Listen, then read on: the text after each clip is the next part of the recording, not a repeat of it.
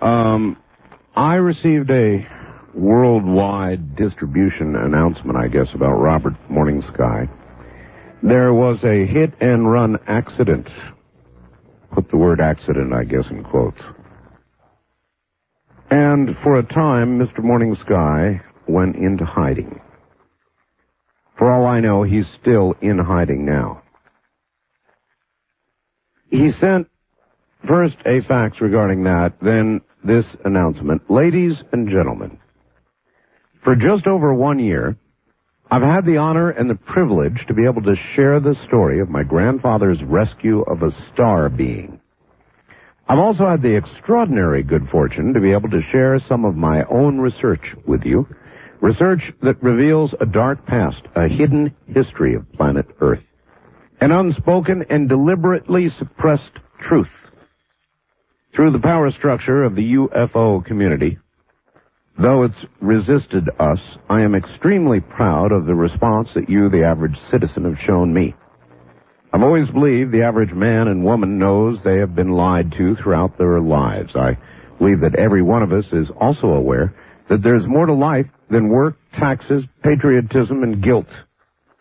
I thank you for embracing my suggestion that man has been deceived. It is, therefore, with some degree of sadness that I advise you that I will no longer make any public appearances, nor will I offer any further workshops on the Terra Papers. This was not an easy decision. Several things necessitated. The, quote, accident, end quote, which I just suffered. The time that I have spent away from my family. The fulfillment of ancient prophecies. The appearance of the Hale-Bopp comet. The newest Scorpion crop circle formations. The uncovering of evidence of a secret family manipulating the world. The evidence of a soon-to-be second coming. All this and more have brought me to this place. Ladies and gentlemen, the time is short. The prophecies suggest that. I believe it is important for me to complete the books which I have begun. I honestly believe you would prefer to know more about the hidden history and the hidden present rather than just review the hidden history. I firmly believe if you have found my work up to this time to be worthy, then you will be astounded at what is to come. I hope you will understand and continue to support my work. Thank you, Robert Morning Sky. And that was the, I believe, essence of the most recent announcement. Would that be true? Welcome to the program, Robert. Thank you. Thank you very much, Art. Is that roughly accurate? Yes, it is. It's right on the button. I'm not going to be out in the public eye anymore. It's a situation that I just simply can't handle. My family and I are just too concerned about what's going on. So it was, as you said, a very difficult position for us, but that's where we stand. We're just not going to go back out into the public eye anymore. Okay. Robert, are you in hiding now? I wouldn't call it in hiding. I suppose some people who, have known me in the last year and a half and have known the thousands of miles that we've traveled may depict it as such. No, I don't want to portray it in that fashion. I just want to be tucked away and to be able to finish the work that we began, to finish out some of the things that we promised we would do, and try to remain out of harm's way. And I know that may sound paranoid, but... Well, no, it actually does not. It does not, Robert, because something has happened to you now. I know you don't want to discuss it a lot, but I've got to ask some questions. You were involved in a hit-and-run accident. Tell me about the accident itself, rather than right now discussing the intent or motivation or whatever it was. Tell me about the accident itself. Well, I was in early June. I was preparing for the gathering of elders at the Star Knowledge Conference in South Dakota, and I reside out in the hot Arizona desert, and I normally go running quite late in the evening because it's cooler. And I actually seldom exceed 2 blocks from where I actually reside. and I was out running in the evening, and I've done this several times, and I've always been careful, and this one time I just, he came out of nowhere, and we argued, and he won. So Were you running when you were hit? Yes, I was. He came up from behind me. Did he have his lights on? No. No lights? No. Obviously, had he struck you head-on, okay, I don't know, I'll ask, but I would assume that had he struck you head-on and actually run over you in the classic way we imagine it, you wouldn't be here talking with me at all. So was it a glancing blow, or how were you hit?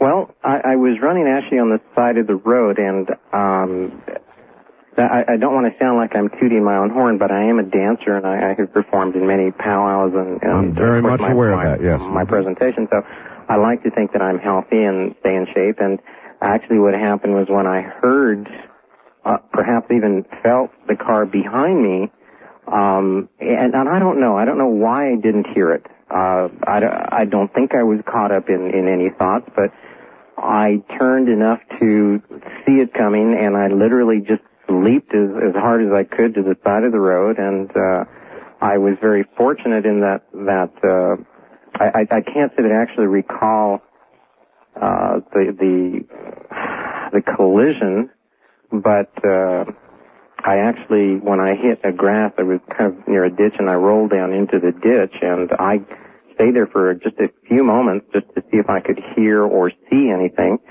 I didn't, and as I said, I was only just a couple of blocks from home, and I managed to make my way back home. So I take it this car didn't slow, didn't stop? Oh, no. Didn't say... No. No. There was no horn, there was no... there were no lights, there was... again, I don't know how it got behind me. It just was there, and the next thing you know, I was a combination of my just, I guess, out of sheer panic or reaction, I jumped to the side. And, yeah, sure. What time of night was this? Would have been about somewhere between 11 and 11:30 in the evening. So somebody tried to murder you. I mean, at 11:30 at night, Robert, dead dark, no headlights, not stopping after the accident. Somebody tried to murder you. I don't see how else anybody could add that one up. I'd like to, say that it was, I think, because we haven't had a chance to talk about it, I think it had to do with the newest research. I think it had to do with some papers that we sent to Europe. Yep. I think, I don't know, I want to just maybe describe it as a warning as opposed to a deliberate attempt. I'm very familiar, as I'm sure many of your listeners are, when there is a professional who is out there who is trying to do something, they seldom miss. I mean, that's true. So that's true. But that jump may have saved your life, and you really can't afford to take a chance that your assessment is right. That if they'd really wanted to kill you, they would have killed you. Obviously, you can't afford to take that chance. So, let's take this in steps. What injuries did you suffer? I suffered a cracked thumb, 2 cracked ribs, and a torn ligament in my right leg. It was my right leg that took, I believe, that took the brunt of the collision. Okay. And I tore a ligament. And you tore a ligament. So, yes. So you've been for some time. How long ago was this, Robert? The most interesting thing, it happened on June the 6th. June 6th. And the reason it was interesting to me is because I have a young man in Los Angeles who called me that very same evening, and we were talking about, do you realize what a momentous day it is? And I said, well, I'm not exactly sure what you're referring to, but he was looking at the calendar, and he came up with 666. Right. And I thought, well, that's interesting. It's going to be, let's see what happens today, and wouldn't you know? I mean, what an interesting... I got a lot of calls about 666 on that day. So you're right. For you, anyway, it certainly was a very momentous day. And so after this occurred, or immediately afterward, you couldn't have known I mean, you must have assumed at least the possibility that somebody was trying to kill you. So, what did you do? Did you gather your family and get the hell out of Dodge? Did you go to the hospital? Did you lay low for a while? What's the deal? I did exactly, as you started out, I got my fam and I said, okay, well, we just can't take a chance here. So, where I used to live, where I used to reside, I'm no longer there. And, we called a, private physician, someone that I've known for years, and, I said, look, I'm pretty sure I can get through the night. We moved the family essentially to safety, and I went to go see him in the morning. He encouraged me, of course, to file a police report, but it's like, what's the point? What am I going to do here? I was much more concerned with staying out of the picture, keeping my family together, and if in fact, it happened as I think it happened, that it was a deliberate warning, I'd like to look at it that way as opposed to a deliberate attempt to take me out. Let's just look at it as a warning, and we need to think about what we're going to do next. And so, would you interpret the warning to be, okay, this is a warning, this is serious, you continue down the path you're going, and next time we won't miss? Right. Yeah. Right. So even at this moment, while you say you're not exactly in hiding, you're not exactly announcing where you are. Oh, absolutely. That's correct. That's correct. Yeah. We have an office number that people can reach us and pass on information, but I'm keeping my whereabouts just essentially quiet. I just would like the time to consider what I want to do in the future. As a matter of fact, I got to tell you that I only started answering phone calls today, and you were the first one we took. So I got to say, your timing is quite miraculous. They say timing is everything. I guess so. All right. Now, you're going to stay relatively secluded. You're going to begin to do some very serious writing. Yes. Tell us, if you would, what was the information that you were in possession of that you think led to this warning? Okay. Not too long ago, at the end of May, I received a package in the mail from an individual in Europe who publishes a magazine, and said, listen, Robert, would you please take a look at this material? My passion in the research that we have been doing has always been linguistics. And he said, would you please take a look at the linguistics, look at this new information, this new data, and I will go so far as to say that it was from France, the information was, and it was in regards to the Templar Knights. And I have always been intrigued with the Templar Knights. I don't know what they are. What are the Templar Knights? The Templar Knights were a group that were essentially formed in roughly 1200 A.D., and created to protect pilgrims in the Holy Land. These were heroic knights. Warrior monk knights is how they identified themselves. They were put together in order to protect the pilgrims from bandits and robbers, etc., when they were on their pilgrimage to Jerusalem, to the Holy Land. They were very, very well received because, in fact, they did just that. They protected the pilgrims. They were an order that dedicated themselves to the Holy Mother Mary. And in less than 10 years, the entirety of Europe welcomed them with open arms, gave them land, castles, monies, and gifts, and they became a very, very powerful force. After a short time, they left the Holy Land and began to establish themselves in France, where they suddenly seemed to have turned on the very oaths that they had taken. For example, in pledging themselves to the Holy Mother Mary, suddenly they're accused of doing things like spitting on the cross and trampling on it, denying the validity of the authority of the church, Essentially, it seemed as if they were contradicting the very, very basic premise that they had. They were seen as rebellious to the church and religion and blasphemous, no doubt. Blasphemous and sacrilegious. And, was there basis to these allegations? Well, in fact, there appears to be. The Pope himself, along with King Philip the Fair of France, trumped up some charges, and one of the things that came out of the trial was that these Templar Knights, a holy order dedicated again to the Virgin Mary, I cannot stress how important that was, they actually were accused of and admitted to having in their possession this very mysterious head. It was known as Baphomet.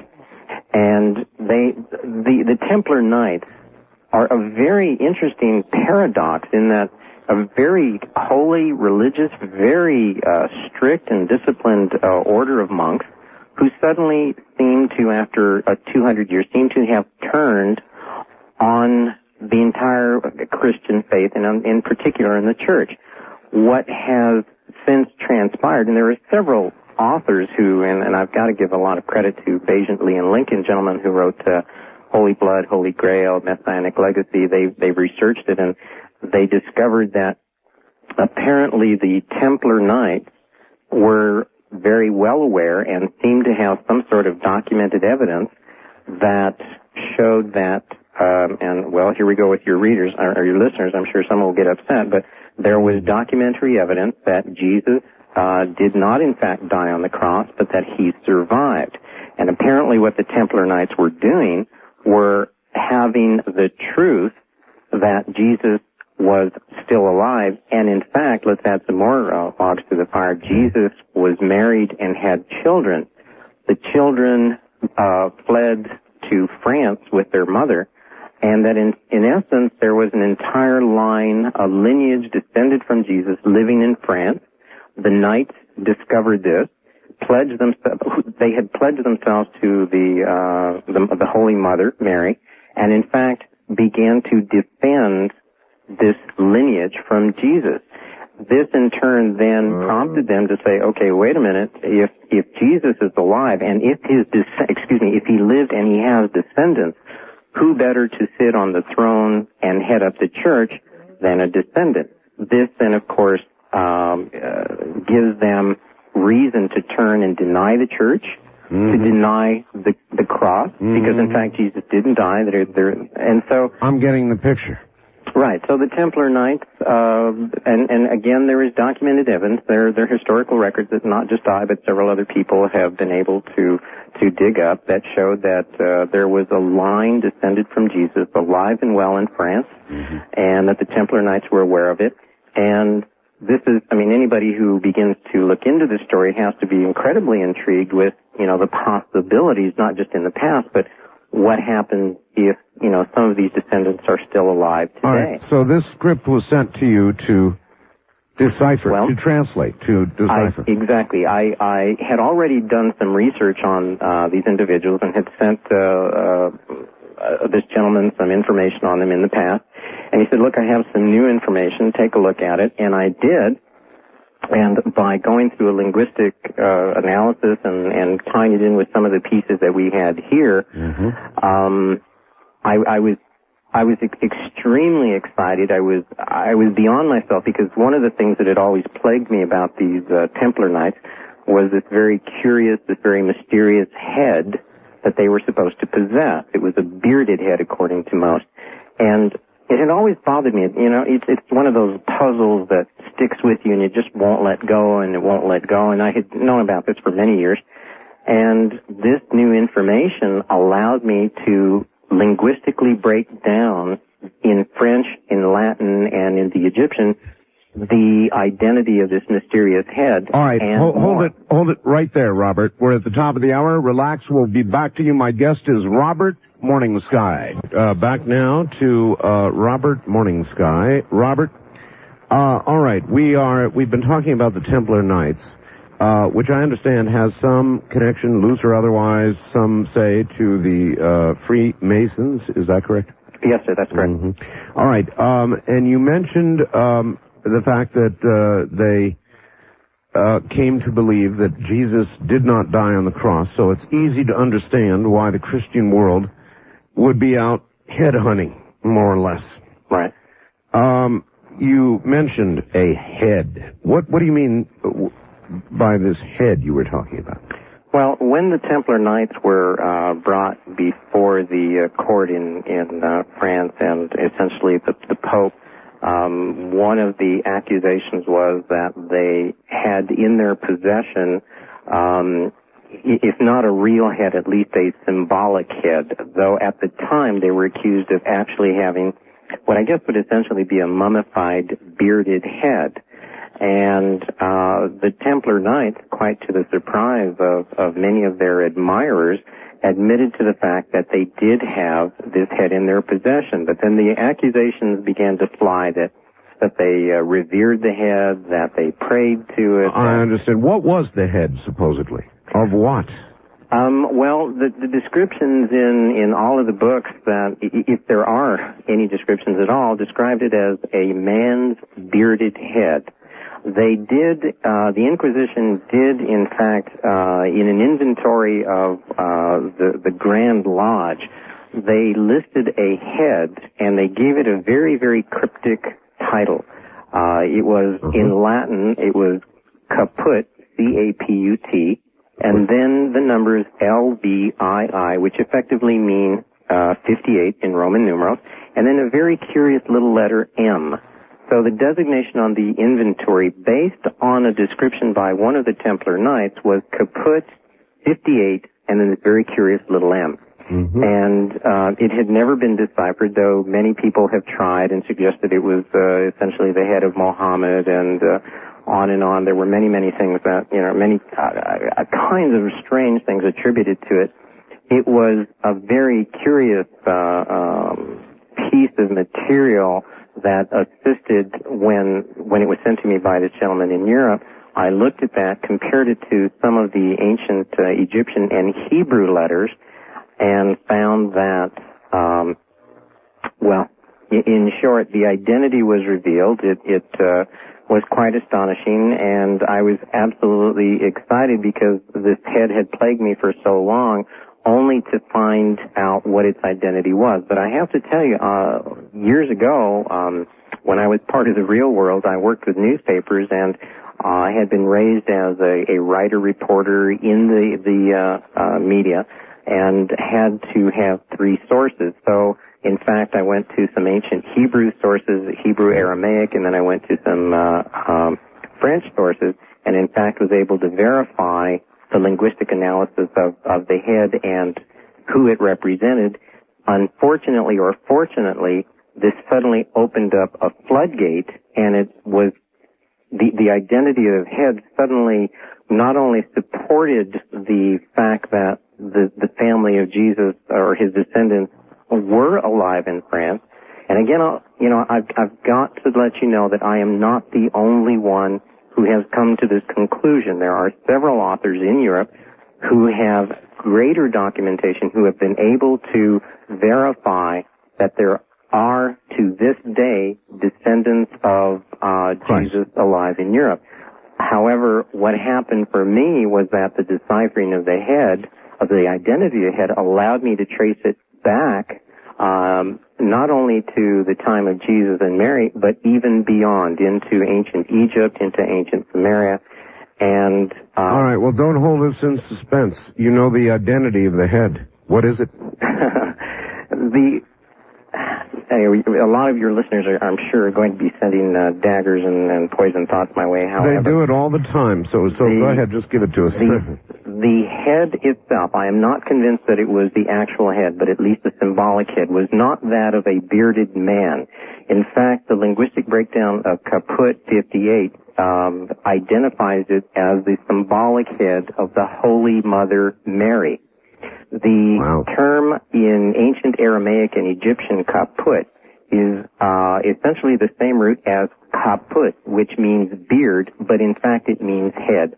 This was the symbolic head of the Holy Mother Mary, not the Virgin Mary, but the Holy Mother of the children of Jesus.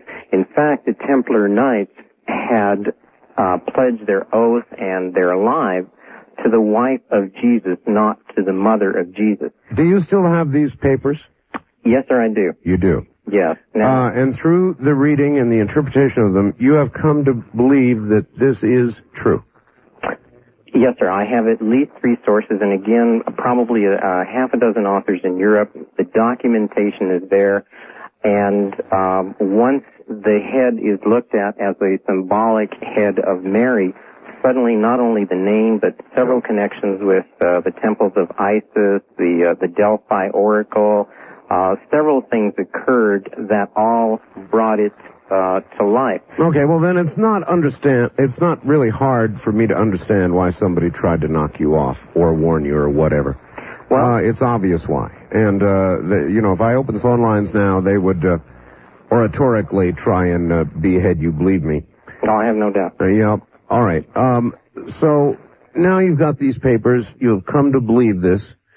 I wonder how and if you are able to integrate what you believe to be true now, this new knowledge you have, with what we have talked about so many times before, Robert, a prophecy, Correct.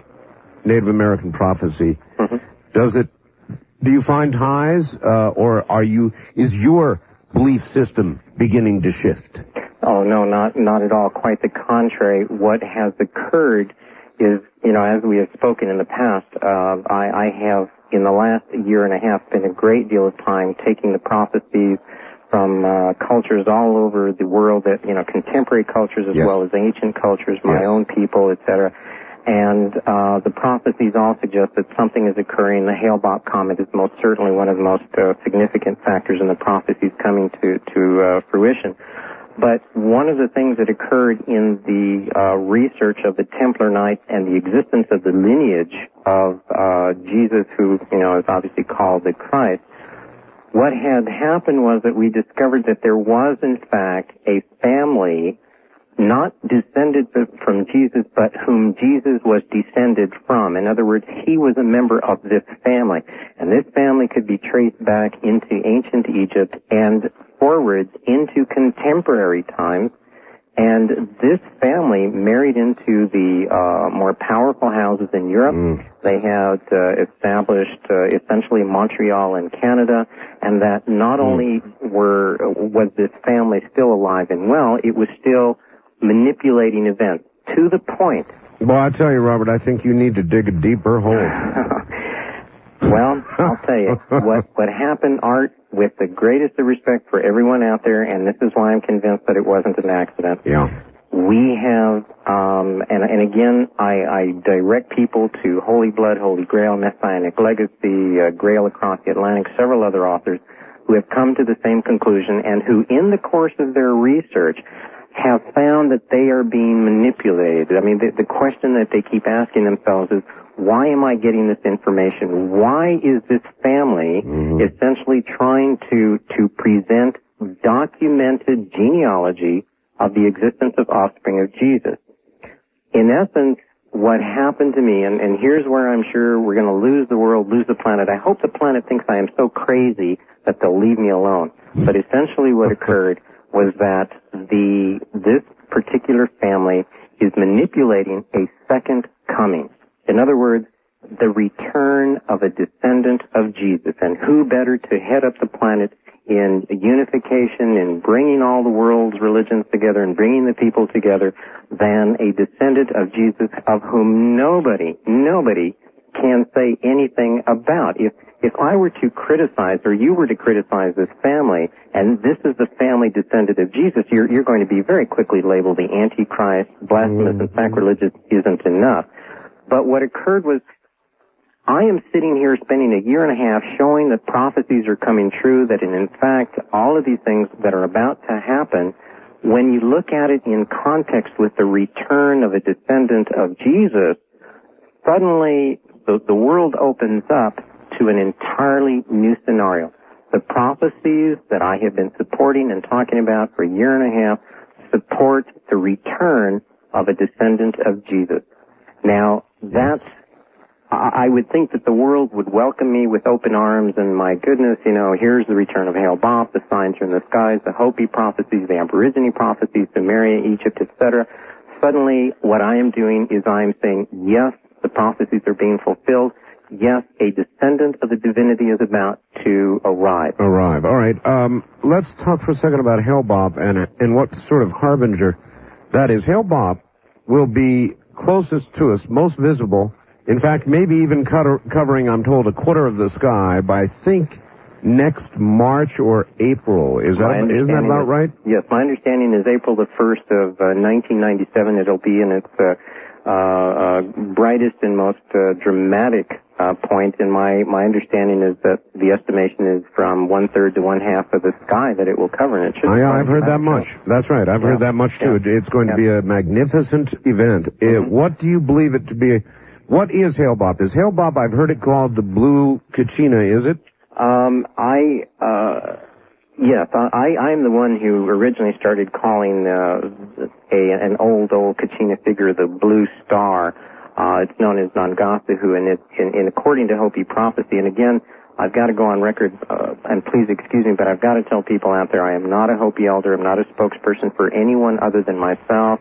Okay, having said that, I've got to stop you right there, because one of the messages that I've received from many people, and I'm going to ask you about it, Robert, is, and you can just shut your mouth or tell me you can't talk about it, but it's being said everywhere that you are in possession of the final 4 Hopi prophecies. I'm sorry, let's not put me under the gun here. I'm told that now. I'm going to start by denying emphatically that is the case. On the other hand, I am sure that anyone who is familiar with any of the ancient cultures and the primitive societies, whatever that is, I'm really proud of the word primitive.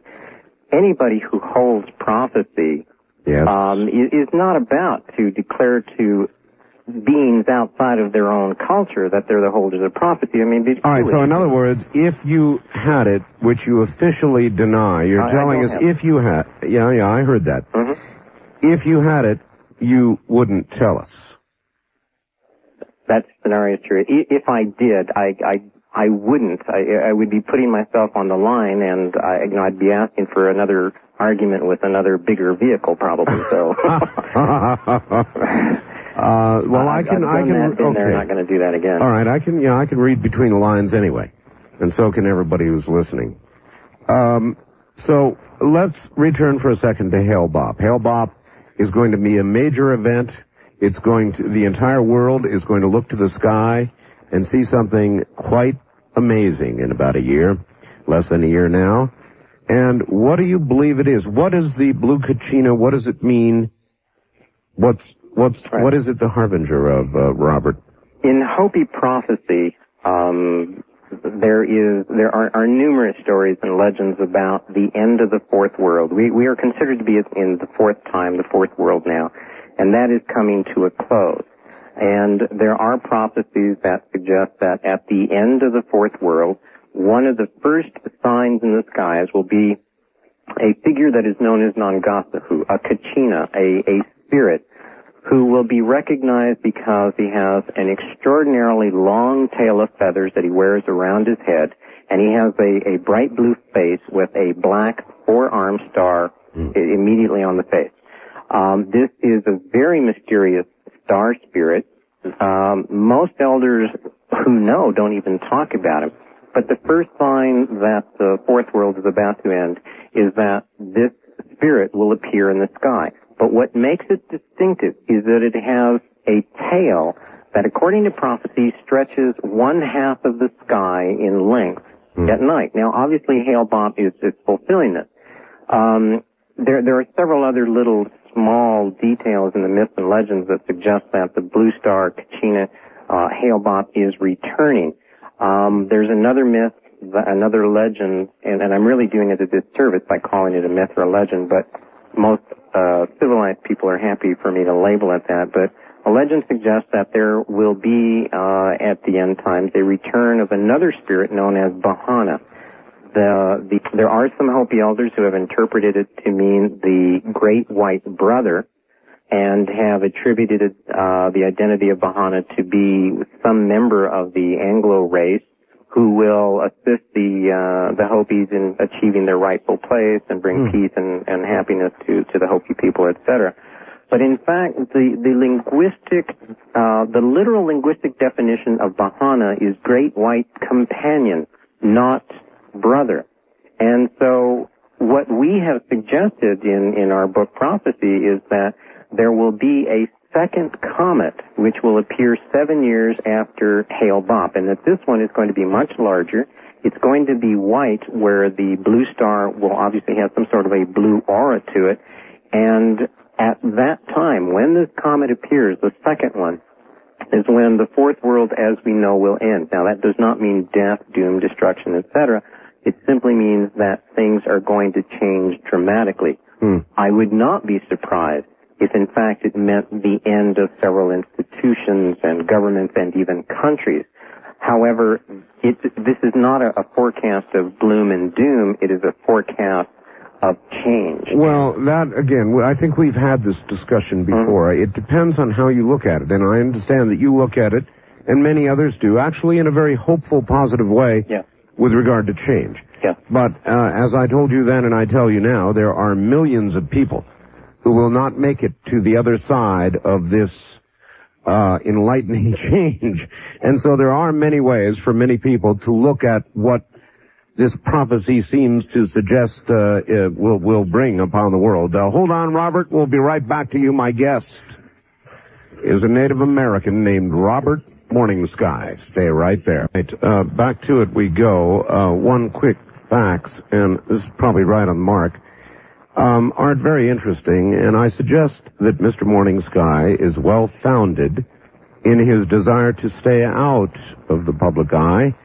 The Knights Templar are still alive today, but more importantly is the Priory of Sion. This secret organization, which I've never heard of, has been around since the 12th century. The current Grand Master is, and he gives a name I won't hear, these people are extremely powerful and indeed are hiding something very, very important. I know a little bit about it, and I hope Robert is very careful. Dave from Redwood City. Sounds like good advice, Robert. Well, this gentleman has hit it right on the head. I was not aware of how alive they are today and how powerful they are until, as I said, I received this information and sent it back to France, only to be treated, as I said, to an argument with an automobile. So the gentleman is extraordinarily perceptive. My feelings are mirrored exactly in what he says. But I also, I have to thank the gentleman, the pastor who wrote that first letter, because one of the things that I have always marveled about in our lecture tour is that the practice of Christian temperance is relatively rare, and for this gentleman to disagree with me and yet not attempt to crucify me, I got to go out of my way to thank him very, very much, because I would like to think he's the rule. Unfortunately, that is not the case. But both of these gentlemen who submitted faxes, thank you very much. I thank you for tolerating me and for also understanding why it's necessary. Obviously, we have not gotten in depth into the Knights Templar and how amazingly powerful they are, but I'm sure that Dave, this last gentleman, thank you very much. He's absolutely correct. It's precisely how I feel. All right. I want to just be general for a second, then we're going to open the phone lines, and I suspect the crucifixion will begin. We'll see. As you know, Robert, I'm just an observer, a talk show host. I hear many people of many faiths and beliefs, and all of them seem to suggest the same thing coming. I call it the quickening. Doesn't matter what you call it. Events are certainly quickening, accelerating, something. We're headed toward a change. Whether it's Robert Morning Sky or Scallion or Graham Hancock, or, I really could go on with a list that's nearly endless. Everybody from different directions is saying roughly the same thing. There's a big change coming, and it's not very far down the road. You agree with that? Oh, absolutely, absolutely. I'd even go so far as to stick my neck out and put a date on it, 7 years from April 1st, 97. Absolutely. You know, like you need your neck any further out than it is. You know, somebody who came over this afternoon asked me, "You really going to do this?" And I said, you know, if there's any forum where I'm going to get a fair chance, it's with Art Bell. And so if perhaps what I can do is portray myself as so far out that it's not worth listening to me, save for the handful of, you know, truly dedicated researchers and people who want to know. Maybe that's what I need to do is to, you know, really sound like I'm so far out that they'll leave me alone. And I'm grasping at straws here, but the one thing that I want to do in the remaining time that I have with my research is to simply present the material, and let people take a look at it and let them decide for themselves. I have no problems with anyone who examines it and rejects it or sets it aside. I obviously have a problem when people won't even look at it or label it before they even examine it. All I hope to do is to present some material and then let the world run with it from there. I frankly am extremely proud of the response we've had from the public. As I said in the letter that you read, I think the general public is a lot smarter than our world leaders and supposed messiahs would have us believe. I mean, we are much smarter than that. All right. Stay good and close to the phone, Robert. We're going to take a few calls here, and they are unscreened calls. Let's see what we get. First-time caller line, you're on the air with Robert, Morning Sky. Hello. Hello. Yes, sir, you're on the air. Where are you? I'm in a place called Puyallup, Washington. Puyallup, Washington. Yes, all right. How are you doing? Fine. I just want to say I've tuned in just recently, and I've just received a new book from, the Book of Mormon, and this sounds awful familiar, and I've got to agree with the guy. I've got to research it more. All right, well, you've got your radio on, don't you? Yes, I do. I can step into another room here. That's quite all right. We'll just take that as a general agreement, and thank you for the call. West of the Rockies, you're on the air with Robert, Morning Sky. Hello. Hello. Robert is a friend of mine. All right. Where are you? I am calling from Santa Cruz. Santa Cruz. All right. And I just wanted to tell you, I used to lecture at the United Nations on the Knights Templars. And when I was there last in 1989, there was another young man lecturing on the Knights Templars along with me. He went back to Arizona, where he is from, and was immediately threatened by a government man. He was told that if he said any more on the Knights Templars, something bad might happen to him. And so he took the threat quite seriously and gave up the research. I take it, ma'am, then, that you feel with what Robert Morning Sky has done, the papers he has, the belief system he's embraced, he is in danger. I believe that there are people around who do not want the truth about the Templars to come out. From the research that I have done, what I have discovered is most of the information that is put out about the Templars has been put out by the mortal enemies of the Templars throughout the centuries. And therefore, most of what is written in the books is wrong. I've also discovered that there are several false orders of Knights Templars. And the real Templars are so deeply hidden that, that nobody can find them. One of the things that I discovered in my work was that the head was not a head of a male, but it was a head of a female. I thought that it was the head of the goddess. However, I think Robert is right. I think it is the head of Mary Magdalene. And, Robert, you know my friend Charmaine, and so as soon as I get off the air, I'm going to give her a call and ask for your telephone number so I can call you tomorrow, because there's a lot of things that we need to discuss. About 2 years ago, because of my sincere research into the Knights Templars, I was allowed to attend one of the meetings. And I would like to tell Robert some of the things that I discovered there. I would imagine that would help his research. Robert? Oh, listen, I appreciate very much the offer, and will continue with the research, even though, as I said, I'm not going in the public eye. But I have to add that the idea that the head Baphomet was of the goddess is still correct. In other words, let's go ahead and put another nail in the coffin. I'm going to suggest that Mary Magdalene, as well as the mother of Jesus, both named Mary, that name is in fact a title of a priestess, of a goddess, the epiphany of the goddess. And so I do not disagree at all with what is being said. And I also want to add that, in fact, I absolutely agree that there are false Templar knights out there, and that there seems to be a concerted effort to portray them in a very, very bad light. I'm not willing to do that. In fact, in my papers, I go out of my way to stress that there is a conspiracy to make them look unlike what I believe they really are. On the other hand, which ones are the good guys, CIA or the KGB? Which ones are the bad guys? I mean, there's just not a whole lot of difference. So any way you look at it, I suppose, it's just not a topic that you're going to discuss in the public, but it is something that I think needs not only to be written about, but needs to be further researched. And so I agree wholeheartedly with all the statements you've made, and I really do look forward to talking to you. Thank you. All right, then by all means, ma'am, give him a call. I certainly will, Robert. Thank you. Take care. East of the Rockies, you're on the air with Robert Ghostwolf. Hi. Hello? Robert Ghostwolf. Robert Morning Sky. How you doing? I'm doing okay. Go ahead, sir. This is it. You're on the air. I am on the air now? You are on the air now.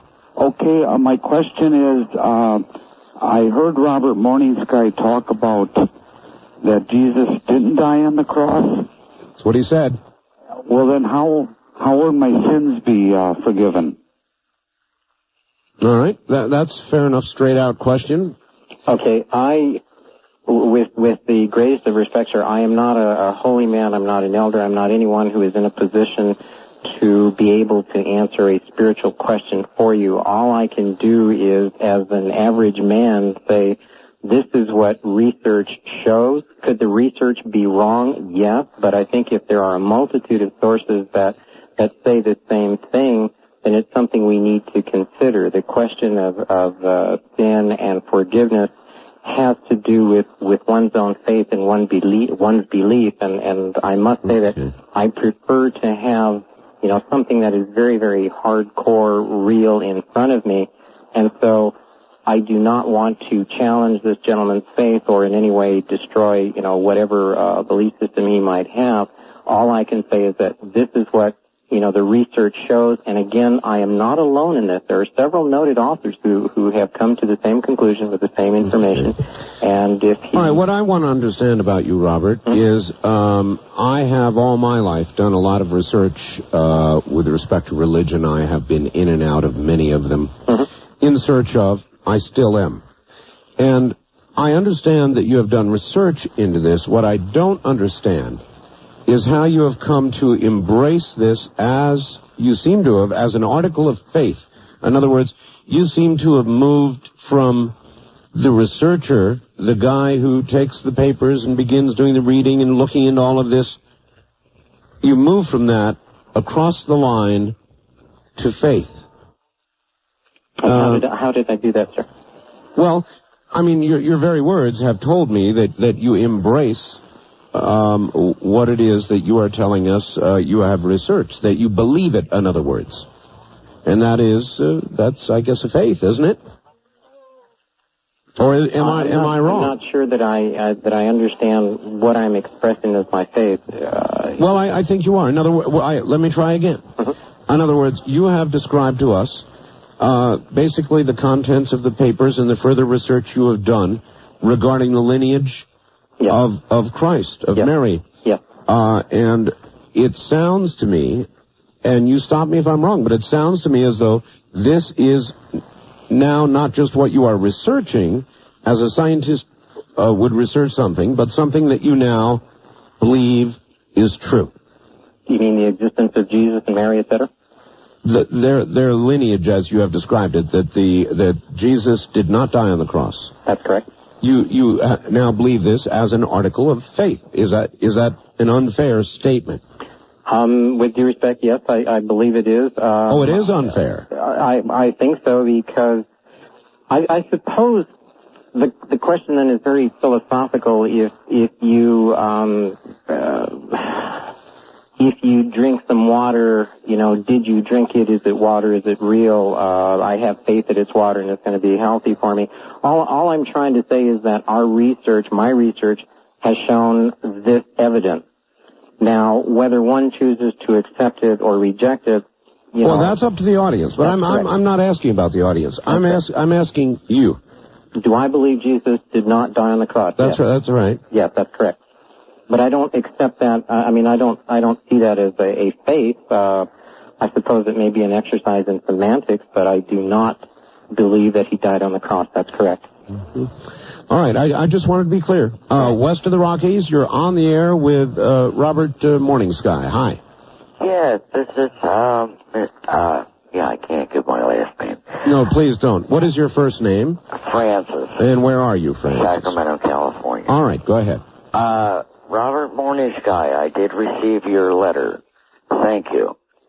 I also would like to know, is there any way of are you planning on putting any of these books on tape? I would very much like to put all the information that we have. The original Terra Papers documents is over 1,500 pages, and obviously to print something like that gets to be quite monumental in cost. We have literally thousands of pages of research, which, assuming we can find the wherewithal to produce the tapes or the printing or even the video, perhaps the video version of it, I would like to, yes, but at the moment, it's about recuperation and basically staying out of the limelight. And yeah, she was staying way out. I think that'd be a good idea. She was talking about on tape. I think that's probably very plausible to sit and to narrate or read from the papers. What we have is very plausible. I think it's very likely, assuming again that once we get past the medical bills and these other things, that we can do that. Yes. Yep. All right. First time caller line. You're on the air with Robert Morningsky. Hello. Hi, this is Cheryl from Tacoma. Hello, Cheryl. Yeah, I love your show. I've been listening to you for a couple of years, and I went and saw Robert Morningsky on just the first night when he was in Tacoma. Yes. With the group, and I really enjoyed it. I got kind of shy and took off real quick afterwards because it was terribly interesting, and I did a lot of reading Zechariah Sitchin's books, and really enjoy your show and really enjoy learning. All right. Well, we'll just take that as a thank you, and there you are. Wildcard line, you are on the air with Robert Morningsky. Hi. Hello. Hello. Calling from California. Yes, sir. Name is Richard. Yes. Mr. Morningstar, is it possible... Morningsky. Morningsky. Is it possible that these royal bloodlines births, which apparently they believe they are, since they're descendants of Jesus, have fabricated this this genealogy? I believe that's the case, yes. And again, I want to make sure that my expression that it is my opinion, belief, is an exercise in faith. I have documentation which has led me to this conclusion. I have two other things. I also believe that there are people on earth that believe that they are the royal descendants of Christ, with the union with Mary Magdalene. However, I don't believe it's accurate. I believe that it's a scam in order to enslave the world because they believe they are destined to rule through royal bloodline. It's funny because the paper which was the result of this new information was somewhat over 40 pages that I sent back to the gentleman in Europe in the hopes that they would print it there. I was very concerned about printing it in the United States. What I had actually entitled the paper "The Second Coming Conspiracy," and in fact I outlined with documentation essentially what you are saying. I believe that the genealogy is faked. I believe it is a conspiracy to plant a supposed descendant on the throne in an effort to either create what might be called the one world order, or I believe it is a power play. I absolutely agree. All right, listen to me, too. I've got to hold you right there. Frankly, I can't remember his name, but the fellow the Ayatollah gave the death sentence to in a lot of ways is probably safer right now than Robert Morning Sky, and he is my guest. It is a very unusual topic, and we're not done with it. So everybody stay right where you are, and we will be right back. This is CBC. Well, the faxes I'm receiving range from blasphemy, of course, to things like, Go Robert. Art, one question, how does Robert Morning Sky currently earn a living to support himself and his family? We'll ask that in a second. Another one, dear Art, Mr. Morning Sky is right on the money. Thanks for having him on. And suggests I read books on the subject and so forth. I know very little about the Templar Knights, more tonight than I guess I've ever heard.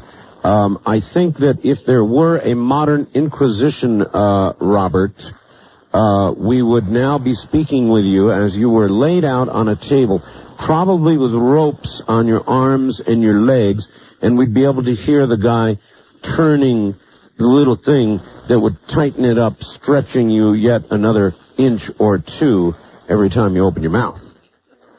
I don't entirely disagree. I'm surprised. I'm surprised at what has occurred and what has transpired, but so am I. It's very, I am so very, very proud of the research that we have produced. And then to go, and I have to thank you again very much for the opportunity to talk with you, but then to have the faxes and the kind of response that you're getting, which are basically saying they agree.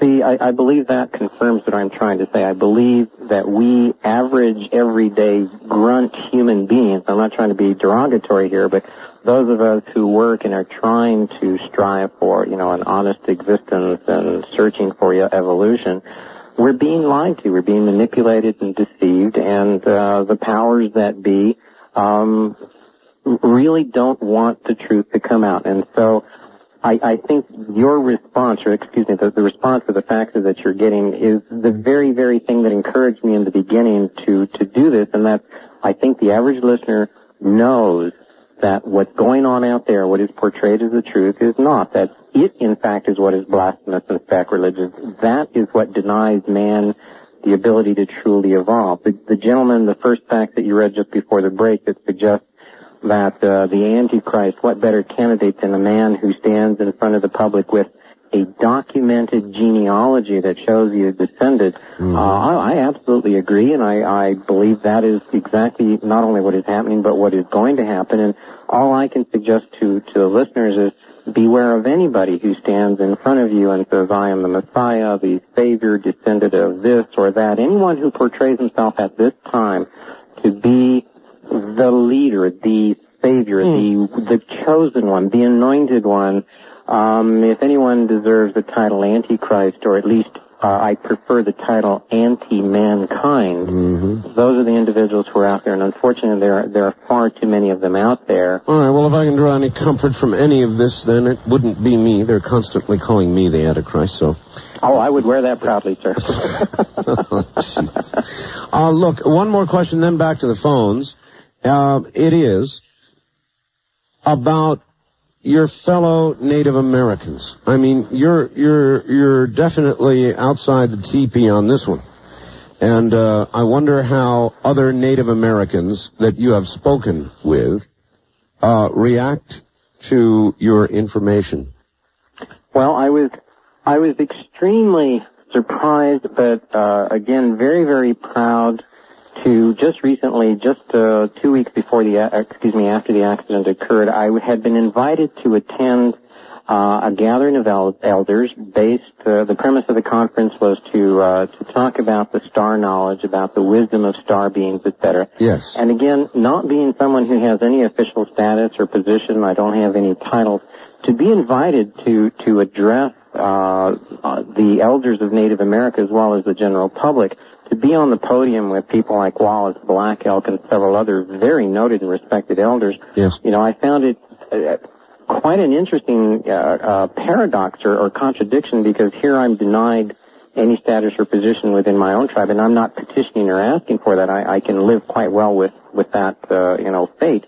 But to be then invited by other elders to stand with them and address this, I was very, very proud. Obviously, I was not able to attend the conference. I was very disappointed, but what I would say is that by and large, those individuals, the elders who are holding the star knowledge, one of the things I have discovered after the fact is that they did not attend the conference, that they themselves have had some difficulties. In fact, one of the elders who did speak at the conference, I was called just last week and was advised that he is missing. I'm sorry to hear that. But again, Robert, to concentrate on my question, their reaction to your information. Off the record, when we are on the back country of the reservation or behind the scenes at the powwow, they're very supportive. On the record, in front of the public eye, in front of the media. Wouldn't touch it with a 10-foot pole. That's correct. That's kind of what I thought. And I understand the position. And so I'm not offended by their position at all. All right. West of the Rockies, you're on the air with Robert Morningsky. Hello. Good morning, gentlemen. Good morning. This is Jay over in Henderson. Hi, Jay. This is more fascinating than usual. I hadn't thought about the Templars for years. And here I turn on the ever-fascinating Art Bell, and what is he talking about, the Templars? You never know what I'm going to be talking about. I never know. This is more fascinating than you realize, because everything I read, I'm pushing 70 now and hadn't thought about the Templars for many years, and this morning I think about it. As I said, I'm repeating myself. But it was general consensus. I was led to believe that the Order of Templars died in Malta in about 1500.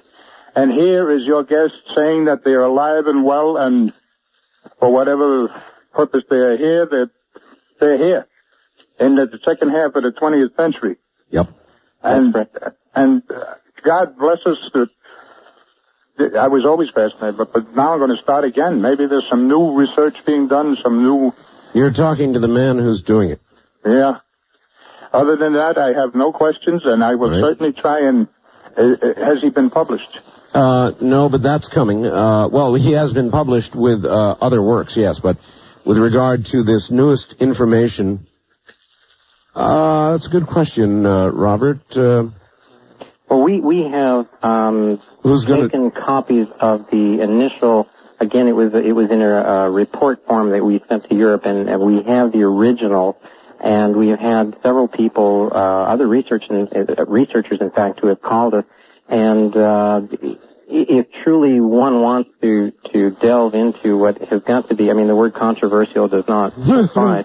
Yeah, maybe you can produce a nice, easier-to-burn version. Complete with pictures and a bullseye on my forehead, probably. Yeah, that's exactly right. I don't know why I'm laughing. I suppose, actually, I would like to find out from your listeners, and we just recently sent a mailer out to the individuals who are on our mailing list and said, okay, would you really like to know this? And it's I mean, what we have talked about tonight is not even the tip of the iceberg of the blasphemy and sacrilege that we get into the papers. I'm sure. And I will say that, yes, effectively, the Knights were supposed to have been disbanded, supposed to have disappeared in the 1400s. But in fact, the evidence shows that the family behind the Templars, those who created and benefited by their existence, that family is alive and well, and again, most obviously connected with the Prieuré de Sion, the one in France. Mm-hmm. And so, though the Templars per se may not exist, in fact, the power behind them, the actual real-life human beings behind them, are in existence, they are alive and well, and they are extraordinarily powerful. Okay, in America, we have the First Amendment, sort of, Robert, but I'll tell you, I wrote a little book about my life, very, by comparison, believe me, very tame to what you're contemplating. And I had one lady, a Christian lady, send it back to me. Said, I can't have this kind of thing on my coffee table. It was fairly tame. Your book, when it comes out on this topic, if there is going to be a book banning in America, this is going to be the one. So it's not going to be an easy publish. No, we know that, And I cannot begin to tell you. I mean, this last month has been very, agonizing for me, not only physically, but again, do we publish this? Do we tell the people what the research is? And I thank you for, the question earlier about faith. For me, it's not an article of faith. It's a matter of, here's the information. Please let us not crucify the messenger. Let me allow you simply to present to you the information, and then you deal with it, as you wish. And certainly, I mean, I know the contents that are in here, and my wife agonized about this all month long, and because of the content, because of even the possibility that we would publish it, and the backlash that would come out of it, that's one of the reasons that motivated us to simply say, look, no more in the public eye. I have been very fortunate to be with you in the past, sir, and we've talked about hip-hop and prophecies. Sure. And some of the phone calls that we have gotten there were certainly, as you described at one point, I have been scolded both gently and harshly. That, as you said, does not compare to what our research has found, and I find it a mixed bag here. It's a blessing and a curse, because for me, I have suddenly had several historical problems, unlocked, and it directly ties into what is happening today, 1996, 1997, what is occurring, and I cannot tell you how difficult it is to be sitting on this material and not know whether I want to publish this or not. I understand. First-time caller line, you're on the air with Robert Morning Sky. Hello. Oh, hello, Robert. Good morning. I am so glad that I finally got through the Art Bell show to you, because you just seem to be on my whole mental wavelength of things that I myself have been doing and studying and researching. And I also lived in Arizona, Robert, and I'm going back there. I didn't hear the first part of the show too much, caught the last half hour, because I just got off of work. But all right. Do you have a question? Yes, I do. All right. I'm into archaeology. I have a twofold question. All right. The first is, have you ever heard of Josephus, the historian, the Jewish historian that lived about the time of Christ? Yes, I know him as Josephus, yes. He's a contemporary and wrote a quite extensive history of the Hebrews. He was actually a general who had served with the Roman army, distinguished himself to the point where he was accorded honors, and then in his retirement, he began to detail quite extensively the history of the Hebrews at that time, and he was a contemporary of Jesus at that time. Yeah. Don't you find it odd that there was little recount of anyone named Jesus in all his writings? Well, that's one of the things that occurs in college when you get into religious studies. Josephus, who was a remarkable man and who recorded some of the most minute events, transactions, business dealings, who was very, his published works go into the hundreds and hundreds of pages, and being a contemporary of Jesus, one of the difficulties with the scholars who are studying Josephus is that there is essentially only one paragraph that has any mention of Jesus, and because of the way the letter flows, it is very obvious that somebody inserted that paragraph after the fact. And so you're correct. It's quite, I think, disconcerting for anyone who considers himself to be a biblical scholar and a believer in Christianity that the most, what's the word I want to say, he published so much, does not say anything about Jesus. That is a very disconcerting fact. Yeah. And let me also go on record as saying that I have never suggested that Jesus was real in the sense that it has been portrayed in the general public eye. I believe, and I think most researchers will agree, that the myth of a figure named Jesus has been exaggerated and it has been contorted in order to serve, the purposes of a faith, which I suppose I have challenged it. However, yes, hold on here while we get out these sharper there you instruments go. here. I am not persuaded that Jesus, the persona in the Bible, or excuse me, in the New Testament, existed. I do believe that there was an individual who the Essenes referred to as the teacher of righteousness. I do believe there was a figure at that time. But one of the difficulties with contemporary scholars in their research is that they will often take a name as Mary or a name like Joshua or even Moses and consider it to be, in fact, a name when, in fact, it's a title. It is appropriate to a priestess or a priest or a teacher. And so I'm going to suggest that Joshua or the figure that we call Jesus, that is in fact a title and not a name. It refers to a teacher. Robert, we're about the bottom of the hour, but I want to try this one out. If I had you on the rack right now, and I had a nice sharp instrument, I was beginning to slice open your belly and expose your innards so that you might see them yourself, and telling you, either you embrace Jesus now and renounce everything you have said that you believe you have discovered and apparently believe, or we're going to start pulling out the pieces here until you either decide or expire one of the two. Would you be busily renouncing, or would you be busily holding on till the very end? I suggest that my response would be that Jesus, the teacher, was righteous. Christianity sucks. Okay, the intestines are coming out, and we are taking a break. Now to Robert Morning Sky, 2 faxes of note here. The first one, Robert, there are billions of people on the planet that could care less about Christ or Moses, or for that matter, our Bible. Can we please put religion aside for the moment? Ask Robert specifically what his research indicates about our origins, who we really are, where we're going. Let's give God a rest for a moment and try to gain some knowledge. That's Mark listening to... Mark in Palm Springs, I guess. What would you say to that? It's a very good question, and it's actually the question that began my career and my research years and years ago, and I think most people are plagued by that same question.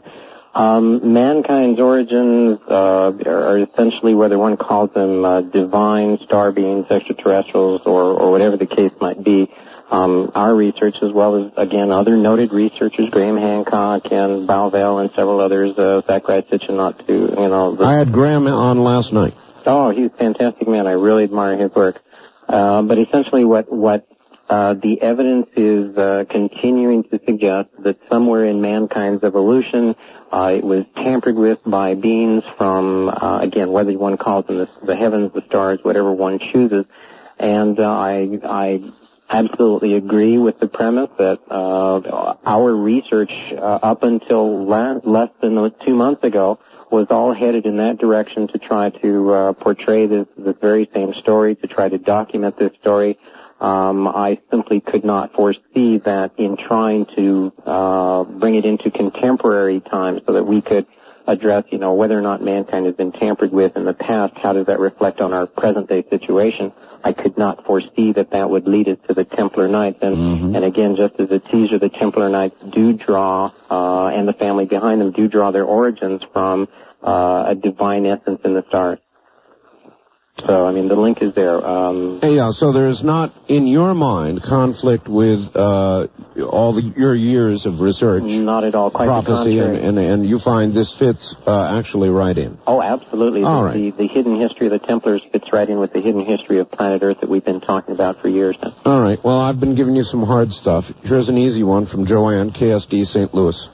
Does Robert Morningsky have any books, tapes, or info that we can receive? If so, how about a contact number? I would love to be able to if I can. Yes, certainly. Yes, you can. We have some people in an office who will be taking care of the calls. We do have a new number. A lot of people who have reached us in the past have the old number, but our new number, which is the phone and fax, there's an automatic switch to accept either. It's area code 602-404-8050. Give it again. 602. Area code 602-404. Right. 8050. 1050. Have you yet produced a morning sky effigy that people could possibly order and burn? I suppose that's going to be very big. Might be a hot seller. Occurred to me, but maybe that's not a bad idea. Might be a hot seller, Robert. That might be one way that my family and I can survive the next few years. Obviously, my career in the public eye being gone, I can't perform here as a Native American with my theater troupe. I can't be a lecturer on the circuit, and so we do need to find a new venue. And so maybe that's not a bad idea. Morning sky effigy. That's not bad. Sure, a full-size thing that would really produce, say, a 6-foot flame when you got it going. West of the Rockies, you're on the air with Robert Morning Sky. Hello. Hello. Patrick Knowles. Sorry, that's the last name. Patrick in Portland, Oregon. This is a very interesting topic. It's kind of synchronous for me. I was just reading about the Templars last night for the first time in quite a while in just an encyclopedia with a best friend of mine. Before that, the only thing I had read about them was just reading Umberto Eco's novel Foucault's Pendulum. So I just have a question for Mr. Morning Sky. It's emphatically not for art. It's about the relationship between the Templars and Freemasonry. If there is one. I can't comment on that. Yeah, I know. I know you can't. But Robert can, and yes, I already asked him. He said there is a connection. You want to expand on it, Robert? Only in that the power behind the Templars is the same power that we find behind the Freemasons. What is most clever and most devious about this family, here we go, more nails in the coffin, is that these organizations like the Freemasons, the Templar Knights, and other societies, secret societies of note, including the Illuminati, they're the front. This secret family has been manipulating them again, and the documentation shows for thousands of years, and so the link between the Freemasons and the Templar appears to be through the family that manipulates or utilizes, I should say, the two of them. Soon it's going to be hard to get more nails in. Well, perhaps, I can be labeled so insane that they'll leave me alone. Maybe that's what well, you're going to have to sound vocally a little crazier to achieve that, Robert. First-time caller line, you're on the air with Robert Morning Sky. Well, good morning, gentlemen. Good morning. I have a comment and a question. All right, where are you? I'm in Chico. Chico. California, yeah. Yes, sir. Okay. I just got done reading a book called The Protocols of the Wise Men of Zion. Now, a lot of stuff in that book agrees with what your guest is saying. For example, that the Antichrist will show up. Actually, it's not called an Antichrist. He's called the Messiah. Okay? And he's supposedly from the lineage of David, King David. Has your guest read the book? Does he have a comment on the book? All right, I want everybody to note before Robert responds that the hum that you hear is typical of a portable phone that is lousy. Okay, that's a Sony, actually. It's an expensive Sony that I have. My comment stands, sir. Okay. Sorry. Everybody can hear it, not just me. Well, by the way, another point is Muslims believe that there will be an Antichrist in the near future. Okay, this was predicted 1,416 years ago, and I'm a Muslim. We believe that a physical description that nobody else has is that he will be one-eyed in his right eye, okay, and that he will lead the Jews as the Messiah. And we also believe it or not, that Jesus, the true Jesus, Son of Mary, will come down and kill him. And we, as well as Mr. Morning Sky, believe that he was not crucified on the cross. But we do revere him as a prophet, him and his mother. And we believe in his virgin birth. Okay? A lot of people don't know this stuff. All right. Okay? Let's let him respond. Okay, thank you. Right. Go ahead, Robert. In response to the last comments about the Muslim religion and some of the basic tenets that he's proposing, I am familiar with them and agree with them, not from a religious connotation, but again from the research. In going back to the question on the protocols of Zion, I am familiar with the writings. My research, and again, not wanting to, listen to me, not wanting to upset anyone, my research does not show that the protocols are true. They're not real. They seem to have been fabricated in a deliberate effort to discredit the Jewish people, and so I'm familiar with them. I think that there may be some things in there that are accurate. However, I find in general they seem to be inflammatory. Listen to me again, but I don't support the protocols as being an accurate and a true document. On the other hand, as I said, there may be a couple of things in there that seem to be quite accurate. Mm-hmm. Your career, as you have known it, is over. I know that, yeah. Yeah.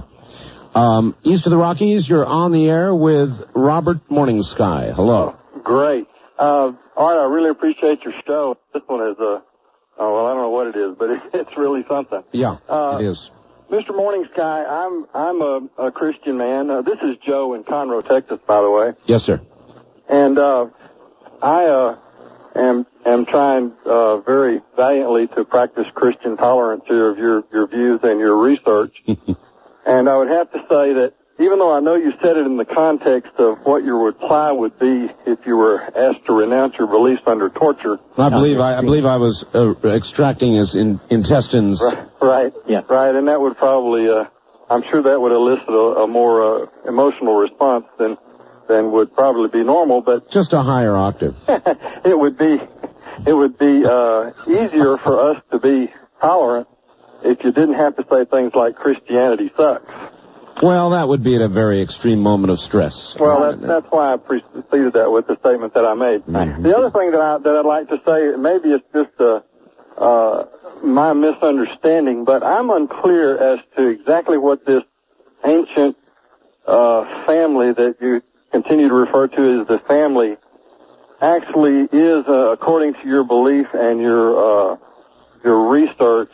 Right, in a nutshell, that family, which believes it is, descendant from Christ. But then he also said that he thought that was not true, that it was a fake. And just that's right. That is true. You did say that, right, yes, Robert? Yes, that's correct. And the immediate answer to that is that this family is using a very dramatic statement, "We are descended of Jesus," as the foundation of its credibility and the power base that it is trying to create. In fact... In other words, they are using what you call the myth, right? That's correct. That's absolutely correct. But the evidence suggests that they have been here for much longer, that Jesus was descended of this family. But they have turned and reversed it. They put the cart before the horse, and they're saying that this myth and legend is what gives us credibility, when in fact they have existed for far longer than that. So the gentleman is absolutely correct, and that's the statement that I'm making. I also must say that, again, under the extreme circumstances that a very good friend Art Bell suggested, I would respond in a very dramatic fashion. I do wish to, if it is deemed necessary, I do wish to apologize for that statement, because as it stands, by itself, I'm sure that that's going to disturb many. But sure. Well, I put you on the rack. I mean, everybody should know. I said if I were slitting your side and opening your belly and telling you to embrace Christ as Christians believe Christ to be, or, we're going to yank out your intestines, that was the context of your very controversial remark. well, please understand, I am a Christian man. I remain so even after night of listening to Art Bell, having people on to convince me that we probably descended from star creatures, and that the area that I live in is soon probably going to all be underwater, and there's just a whole lot of really terrible things that could just knock my faith all to hell, so to speak.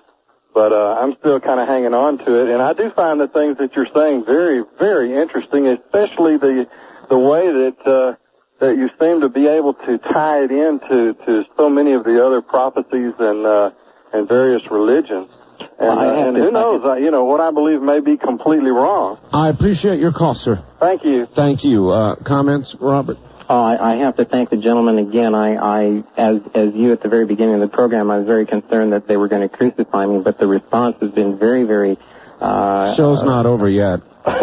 Thank you, but thank this gentleman very, very much. I don't want to take his faith away again. All I want to do is to present the information and let the public decide, what they want to do with it. So thank him very much. Mm-hmm. Robert, I am shocked actually shocked and surprised at the phone response, the fax response. So far, I'm really shocked. First-time caller line, you're on the air with Robert Morningsky. Hello.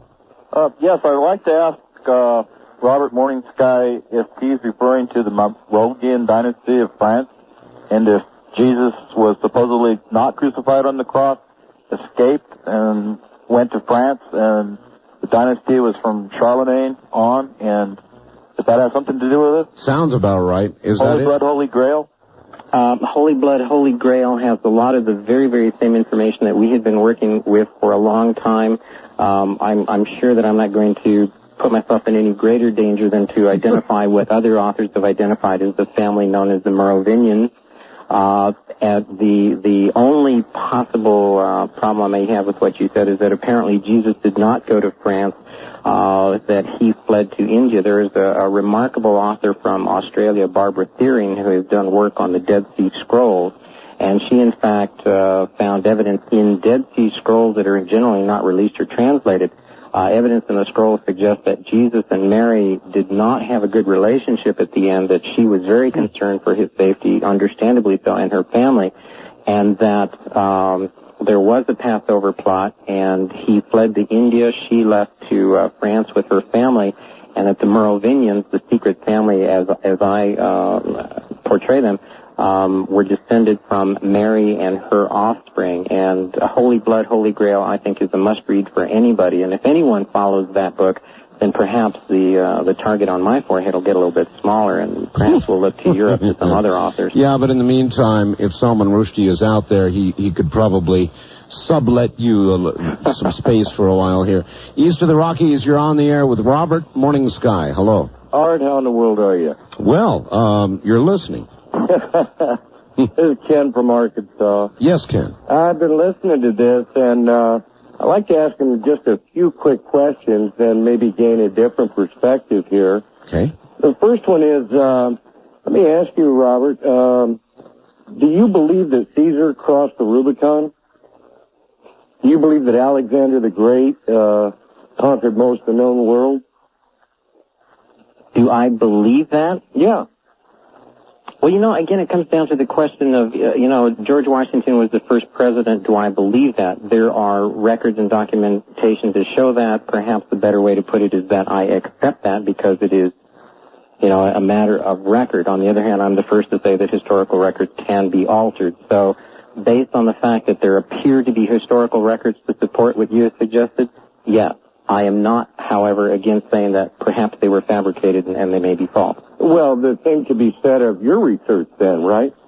Oh, absolutely. That's precisely the case. As I said, all I want to do is to present the research, let people take a look at what I'm saying, and if they choose to reject it or set it aside, I have absolutely no problems with that at all. The only problem I have is being shut, having the door shut down or being asked to leave before I even get a chance to speak. And that, I think, goes contrary to what the whole premise of this country and religion is about. So you're absolutely correct. I could be absolutely wrong. Could be. Well, the thing is, if you do believe that Caesar existed, Alexander, all the ancient manuscripts point to that fact, well, there's a mountain of evidence that points that Jesus actually did exist and he actually did die.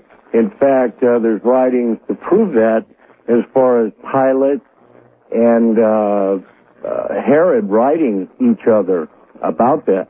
There's two manuscripts that verify that, one from the 6th, 7th century, and the other one is in France, if you're familiar with those writings. Also, I could go through an entire list here. Clement, Trajan. In addition to the scripture, there's a mountain of evidence about Jesus. In addition, all right, I think that's a well-made point. In other words, Robert, to embrace as fact what you apparently now do, and I'll say that, embrace as fact, it requires you to deny a very great deal of written history. Now, it requires you to say you believe, you must say you believe it is false. That it has been falsified. Inaccurate, yes. That there has been an intentional, incredible, cosmic, misleading of mankind since long before any of us can recall, or any of our many ancestors. In other words, for so much time, mankind has been so misled, so lied to. That's absolutely correct. I do believe, as you know, the opening statement in the very first book that I put out, that suggested we've been deceived, misled all along. And certainly for every book that one finds that supports one concept, you can find one that suggests that it is false. I understand that, and that's why all I can suggest to the gentleman and to your listeners is, let us just simply put all of that out on the table and allow the public to read, to pick and choose whatever is out there, and then allow them to decide. I suggest that is what free will and destiny is about. And so I will be the first one in public to say, accept nothing that I say, believe none of it. Simply read it, and then you entertain it, and then you make a decision. But the gentleman is correct. I may be wrong, but then again, we must say he might be wrong too. All right, let's do one more hour. This is something. Stay where you are. Robert Morning Sky is my guest. He'll be back now to Robert Ghostwolf. Robert, it's a funny thing. I started out the show this morning not exactly knowing the direction that we were going. Was kind of shocked when I figured out the direction that we were obviously going.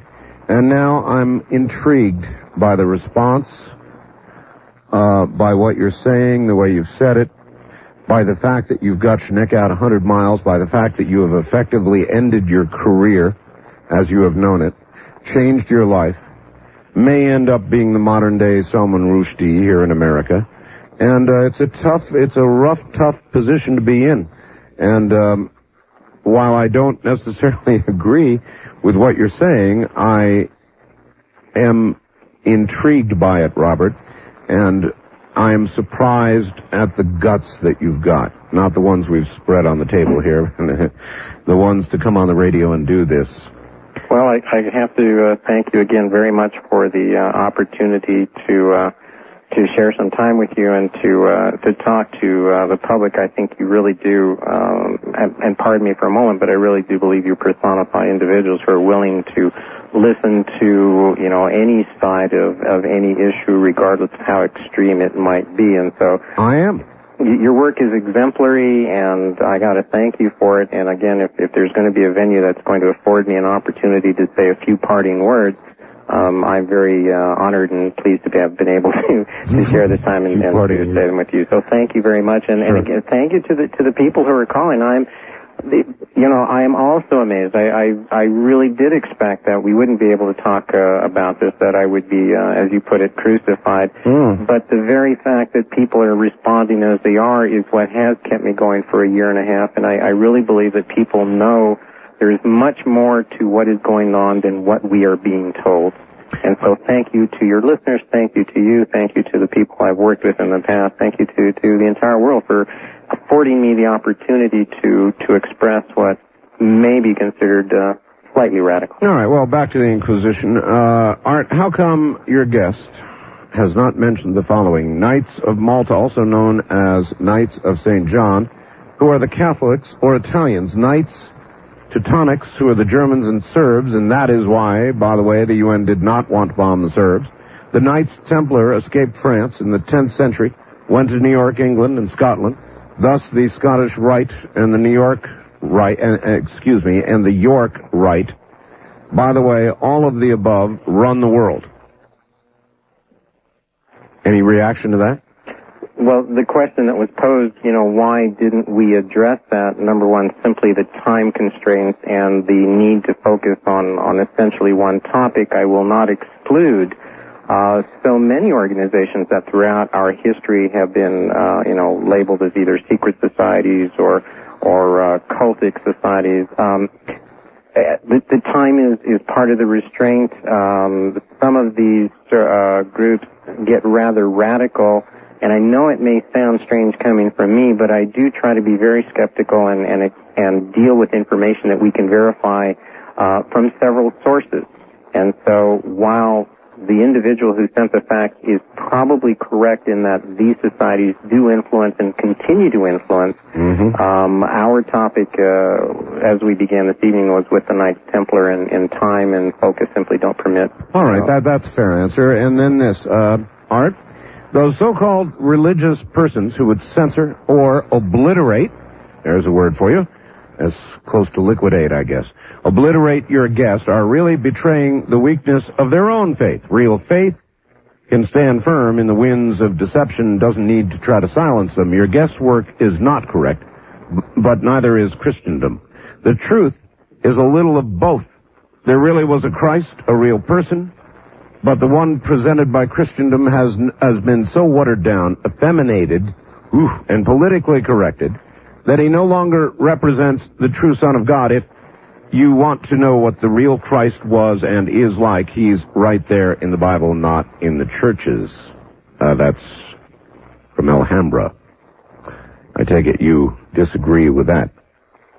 I don't disagree that the true image of the teacher that appeared at that time has been completely distorted. I don't disagree with that at all.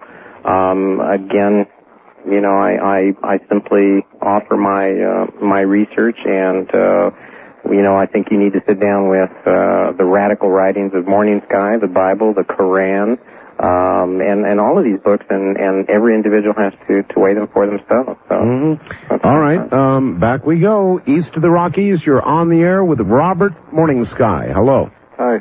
Hi. Is there any chance that when he was hit by that car that it was just an accident, maybe a drunk driver? Yes. I would like to believe that. It's a fair question, but it was 11:30 at night and the headlights were off. Yeah, there's a lot of crazies out there. Yeah, there are. I mean, yes, of course it is possible. However, based on what I've heard him say this morning, such an attempt wouldn't surprise me, would it you? I don't know what to believe. This is so awesome, I can't believe it. I appreciate your call, sir. Thank you. Yes, there's always, when you don't know, when somebody hit you and ran, what the hell do you know, except that a crime has been committed in the running. And the gentleman is correct. I really would like to believe that it was an accident. Of course. I'm just very concerned because of the research that we're doing that it was a factor. And as I said, my wife and I agonized about it. We didn't know, did we want to go ahead and say this or not? And so the gentleman is absolutely correct, and I would like to think it was an accident. That nevertheless does not change my feeling about the work. Right. West of the Rockies, you're on the air with Robert Morning Sky. Hello. Good morning, Robert. This is Monterey Dave. An accident, I don't think. But my question was, have you read any of the Dead Sea Scrolls and the references in there to the darker leader during that period? And also the esoteric and the secular meanings behind all the imagery that's in the Bible? Our resources come from all over the United States. I do have a source coming out of Australia that has provided, as best as is possible, ancient interpretations, the linguistic interpretations of the Dead Sea Scrolls, and so I'm familiar with it. Again, you know, you're subject to the researcher and their interpretation of our particular phrase or a word, so I am familiar with it. I am very fortunate in that I have Native American background. I've worked with the Aborigines, the Maoris, other Native people throughout the planet, and that has played a very, very big part in, one, assisting me in unraveling a lot of the prophecies that we find around the planet. But the prophecies and the work that I had been doing up to less than 2 months ago supports dramatically what is in the Dead Sea Scrolls and what is occurring now. So I find myself overwhelmed with what is coming out of all of this. All right. East of the Rockies, you're on the air with Robert Morning Sky. Hello. Hello there. Yes. Where are you, please? I'm Kansas City, Jason. Hi, Jason. Hi. One question I have is concerning the Knights of Malta and the knights that he's referring to. Back in Malta, they had, during that time, they had pagans which worshipped God of fertility. does that have anything to do with this being the head of Mary that the knight that he referred to? There is an indirect line through Mary, is the way I would put it. One of the things that has come out in our research, and this is not just in the last 2 months, but in the last couple of years, is that, in fact, the oldest religions of man are all based on a mother goddess. They are a female-oriented religion. And the Knights of Malta, the Templar Knights, the Freemasons, all the societies, if you examine their writings very carefully, in fact, they have an orientation towards a woman, towards a goddess as opposed to a god. And so, yes, there are links from Templar Knights to the Knights of Malta back to a very, very ancient religion based on a mother goddess. Wildcard line, you're on the air with Robert Morningsky. Good morning. Yes, Art. I'm calling from San Francisco. Yes. I have a couple of questions. Fire away. I read an article in Perception magazine by Morningsky, and he referred to a group of beings from Sirius that were a dog-like race.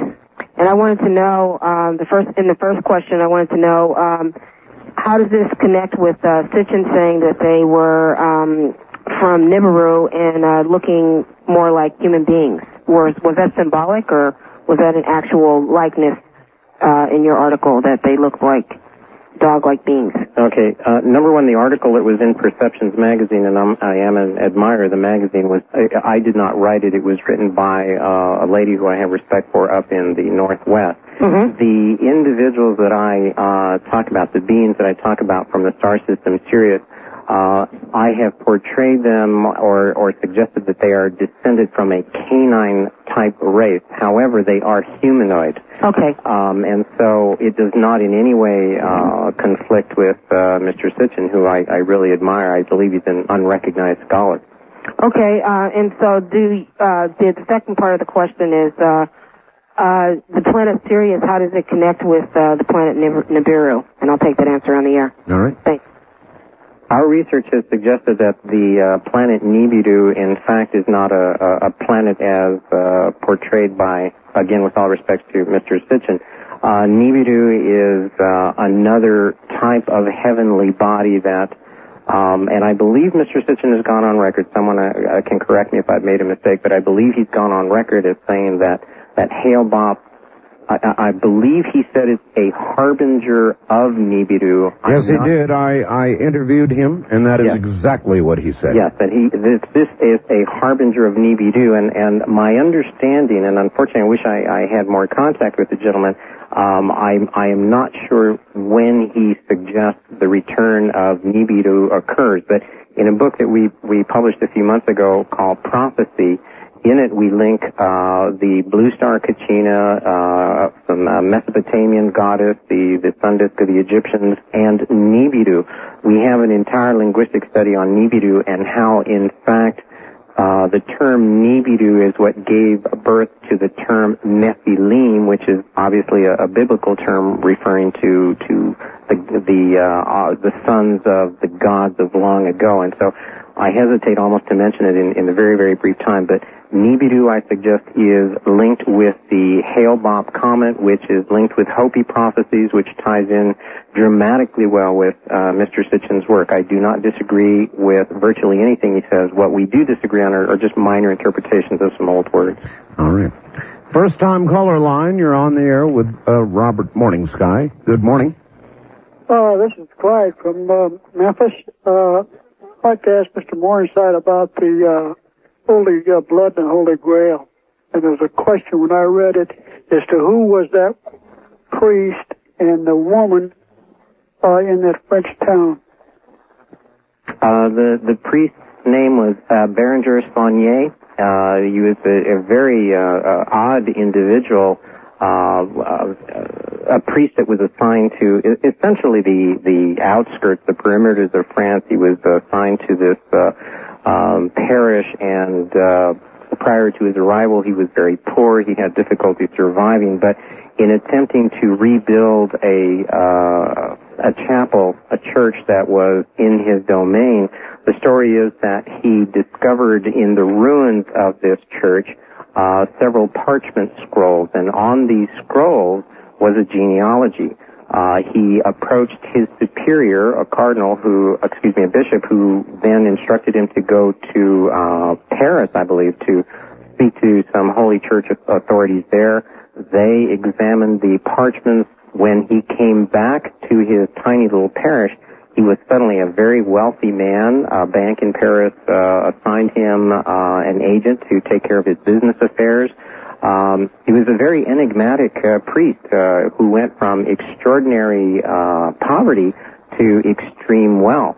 One of the most curious things about him is that when he passed away on January the 17th, he was 65 years, I believe, 65 years of age. He was quite healthy. As a matter of fact, his village had just toasted his good health and how extremely healthy he was for a man of his age. However, he suddenly dies on January the 17th of a stroke, and the mystery is deepened when it is uncovered in Holy Blood and Holy Grail. It is uncovered that his housekeeper, the woman who worked for him, ordered his coffin 5 days before his death. Yet his heart attack, his stroke, was an accident. And so the mystery deepens about Saunier. And it appears, at least from what they are suggesting, the information that's coming out, is that he accidentally discovered these scrolls that lead us to believe that there is a secret genealogy of the family of Jesus. I agree with the authors of the book Holy Blood, Holy Grail, that this appears to be a deliberate manipulation of the fact that there is a deliberate effort to release this genealogy, in what more dramatic way than to have a priest discover them in the ruins of a church. Robert, I had a very interesting show last night, and we were talking about the Sphinx, and we had revealed to us the fact, leaked to us, I guess, the fact that there are 9 chambers that have just been discovered below the Sphinx. Graham Hancock believes there will be information contained therein that will change the nature of the world. Everything we believe, every path we have been on, he believes will be called into question as having been the wrong path, meaning we're still on the wrong path now. I agree. I've had a feeling you were going to. Let us delve into that when we come back. From the high desert, you're listening to Live Talk Radio. Well, all right. Robert Morning Sky is my guest. He's not been pulling any punches, so I'm not going to either. Art, there is documented proof that Christ existed. The Crusaders, Knights Templar, Knights of Malta, Knights Teutonic came along in the 10th century. The Knights Templar are still carrying a grudge because Pope Clement V was persuaded to abolish the order, gave their wealth to the King of France. Be careful, Art. You are talking to an anti-Christ. I am part Indian Cherokee, and those Indians have weird beliefs. By the way, I believe the saying is, if you divulge any secrets that you have learned here, may your bowels be ripped from your body and shoved down your throat. Otherwise, I take it, Robert, you're having a good day. I'm having a very good day, sir. And one of the things that I am most pleased about in response to this fact is that those things that we have been talking about tonight are in full public view. Other authors have written about them, and so I am revealing no secrets. I am simply taking pieces and putting them together and saying, take a look at how they fit. That's well, so sometimes, though, you see, that's what CIA does, Robert. They take little bits here and little bits there, and really you don't get to the secret until the bits come together. So you may be a teller of secrets. If that be the case, then I would plead guilty, but I would take pride in being able to portray a picture where, you know, the pieces do fit quite well. All right. East of the Rockies, you're on the air with Robert Morning Sky. Hello. Hello? Yes, hello. Yeah, this is John in Houston. Houston, yes. Yeah, I was wondering what the comments mean about him ending his career. Well, if you've been listening for the past several hours, the ending of what was his career should be obvious. We should need to explain that to you. First time caller line, you're on the air with Robert Morningsky. Hello? Hello. Hi. Hi. Yes, where are you? I'm in San Diego. My name's Kurt. Okay, Kurt. And, I'm putting my radio off here. That's good. Okay. I was wondering a few questions. They all relate to a past program you had with Robert on the star beings. Yes. And my first question was, since the nearest star system we know of is 4.3 light years away, how did they travel this distance? All right, the old speed of light question, Robert, care to comment? Well, simple question. My very quick response is that obviously the speed of light and the technology that we deem to be appropriate to the universe is all based on earthly physics and earthly observations. I would simply suggest that the rules which we believe apply to the universe are very, very narrow, and the perspective is inaccurate, and the speed of light can be exceeded, whether one calls it time warp. You're suggesting that the rules may be localized. Oh, absolutely. Absolutely. All right. West of the Rockies, you're on the air with Robert Morningsky. Hello. Hello, Art. Yes. How are you? I'm okay. Okay, good. I have a question for Mr. Morningstar. Morning Sky, sorry. It has to do with Mary of Magdalene. Yes. And I'm not really clear on a lot of parts of it. I remember seeing something about it on TV, where they sort of suggested that Mary of Magdalene brought with her the chalice to France, and they sort of suggested that it wasn't necessarily a goblet or a glass, more of that she was the Holy Grail, so to speak. And I'll hang up and listen to your response. All right. The interpretation that has led to such, I believe, confusion is again addressed in Holy Blood, Holy Grail, and we've done it in our work in prophecy in this new paper. The term that was originally applied to Mary was literally sangral, but the term is two words. It's sangre, S-A-N-G-R-E, which means blood, and real, which is royal. She was the carrier of the sangreal.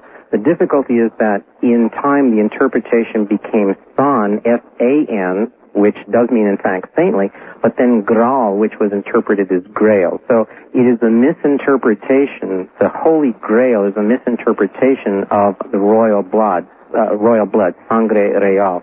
And authors Bajantley and Lincoln do a very good presentation of that material in their book Holy Blood, Holy Grail. So it is true that it appears that the so-called cup, chalice, or grail was not in fact a physical goblet, that it in fact referred to Mary, and that she was the holder of the holy blood, of the royal blood of Jesus. All right. I am going to read something, then take a quick break, which I have to do, and I want you to think about it, Robert. Art, ask Robert if he or anyone is willing to die for a lie.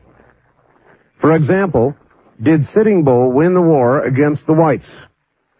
If you say no, we let you live. If you say yes, we'll boil you in oil and crucify you upside down and then feed you to the lions. All of which happened to the original 12 disciples and thousands of Christians. If the disciples had not actually seen Jesus resurrected, they would never have died for a lie. Because it was true, they were not only willing to be martyrs, but happy about it. Ken from Arkansas. In a moment, Robert's response. Now to Robert, Morning Sky. Robert, you heard that fax. Dying for a lie. Why would the disciples, why would so many Christians have been willing to die for a lie? Let's not talk of the later ones, but the early ones, the disciples, the ones who ostensibly are said to have witnessed all of this. It's a good question. Well, I think it's a very good question. I'm not sure that this is, how do I ask it? If he's asking for my opinion, I would suggest that the disciples, as well as numerous, hundreds of thousands of people throughout our history, have been willing to accept guilt and or blame in order to save someone. For example, and I'm not saying that this is true, but in the in the movie Spartacus, at the very end, the hundreds of slaves stand up and claim to be Spartacus in an effort to spare Spartacus his life. And so in the sense that they assumed the lie, I am Spartacus, they went to their death for the cause they believed in. So one could say they died for a lie, they died pretending they were Spartacus. However, I think that if people die for a cause, they die because they believe in it. The problem with that is sometimes what people believe in is not accurate. So I guess my position is the semantics. I don't believe anybody dies for a lie. I believe that they die for causes which may be inaccurate. Very gently done. All right. West of the Rockies, you're on the air with Robert Morningsky. Hello. Good morning. Good morning. This is David, Liberal, California. Yes. I'd like to know, are the Templars or the family behind them connected to the CFR or the Trilateral Commission? And are any of them the same 19 people working in the White House right now? All right. I hesitate to oversimplify. My answer is a very generic yes. A generic yes. Generic yes. Not a specific yes. Exactly, because I do believe that the CFR, the Council on Foreign Relations, is a front for the family. I do believe that's the case. I do believe that the powers in the White House, behind the throne in England, etc., are a part of the secret family. So it's a very qualified yes. They are not specifically the P2, the Knights of Malta, Knights Templar, the CFR, the Trilateral Commission. They are not specifically that. These organizations are the front for this family. All right. First time caller line, you're on the air with Robert Morningsky. Hello. Good morning. Yes, good morning. Oh, golly. First of all, Art Bell, I would like to thank you with deepest gratitude for the wonderful work you're giving into the United States. Thank you. Where are you? I'm in Las Vegas. My Las name Vegas. is Morningstar. Oh, it is? Yes, it is. It's tribal. And I would like to ask Robert Morningsky what his opinion is of Paul of Tiana, the gentleman from Tiana, if he has any opinion on it, and also to thank him from the bottom of my heart for all of his wonderful work. Can you respond? I have researched quite a long time this subject, and I think he's absolutely 100% right on. Okay. So I'll listen off the air. Thank you. Good night. Good night. Thank you again. It's always, for me, and this is my prejudice, it's always so enheartening to find someone else who is of a primitive society who supports what we're doing. So thank her very, very much. I am not sufficiently knowledgeable of this individual that she spoke of to be able to make a comment, and so with great apologies, I simply can't answer. I don't know. All right. East of the Rockies, you're on the air with Robert Morningsky. Hello. Hi. Oh, I can barely hear you, ma'am. This is Sherry in Minneapolis. Okay, you're going to have to yell at us, I guess. Uh-oh. Well, I have so many questions. Robert, first of all, I want to say, I haven't studied or done research on the things that you're talking about, but I've developed a worldview that I feel is, similar to what you're talking about. And, to me, it has led to political activism. It has led to, trying to do things to protect the people that I care about, which are the people who are in the position that I'm in. So I kind of wanted to ask you about that. What do we do given that all of this is true? Given this. All right. That is a good question. What do we do given that all of this is true? What is the path that you advise? My immediate reaction is, that it is such this is a really good question. Mm-hmm. There is so much that is involves so many different groups, organizations, societies, the myriad. It's a dummy corporation inside a dummy corporation, et cetera, et cetera. But basically, I think if we look at the overall view, and again, I'm really oversimplifying here, but the power that controls the planet, whether one deems it terrestrial or extraterrestrial, the power that controls this planet are in the hands of a very precious few. And the way in which they succeed is that we, the general public, are taught to accept and never question and never challenge. We are not taught, in fact, to use our minds, the very gift which, if everyone believes in a God, we are given a mind which we are then not permitted to use. The problem is we're taught to accept, and so my immediate reaction is accept nothing. Challenge everything. I agree with Mr. Hancock. I will. Yeah, as a matter of fact, I meant to come back to that. Yeah. But I will go a step further, and as I used to say in all my workshops, accept nothing, challenge everything. Up is down, black is white, and everything you've ever been taught is a lie. One of the things that we had put in the Second Coming conspiracy in these papers is a linguistic study that shows, in fact, that the very earliest terms applied to male and female have been reversed.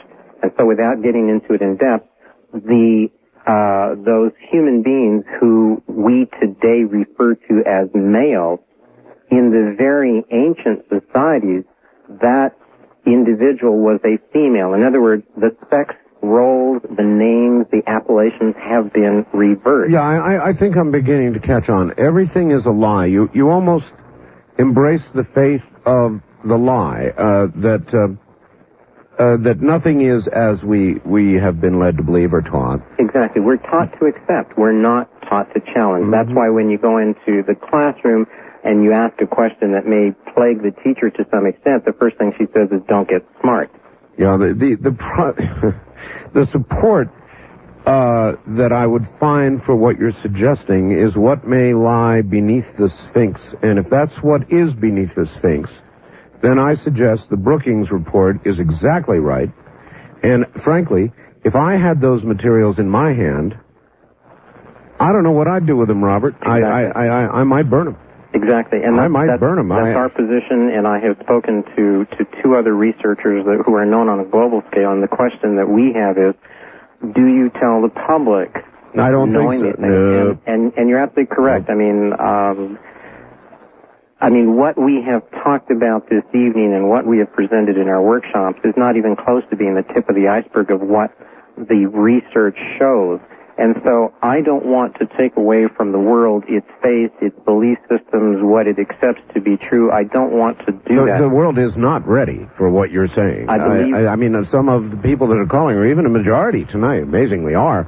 But I know, without question. I believe you're absolutely correct. And again, that has played no small part in our saying, no, we're not going to conduct the agony of doing this, sure. Yeah, so what we're going to do is we're going to finish the books that we have begun. We're going to offer them to the public. If the support from the public is there, and again, I marvel at the response that we have gotten this evening, I really do. But if they are willing to support and willing to entertain, they probably are. They probably are going to, and what you're going to need to do is find a good publisher, one who will go for it, publish the book, find a nice Central American country where you can sit and enjoy and collect royalties for years to come. I would like to sit in the States on a reservation somewhere and powwow every weekend. East of the Rockies, you're on the air with Robert Morning Sky. Hello. Good morning to both of you. Good morning to you. Morning Star. Very Sky. Program. Sky. Robert. Sky. You know, Robert, have you ever thought that you ought to change it to Star because they just want to call you Star? Yes, sir. Well, you are indeed the star of the show, so that's probably where that subcontract contract comes.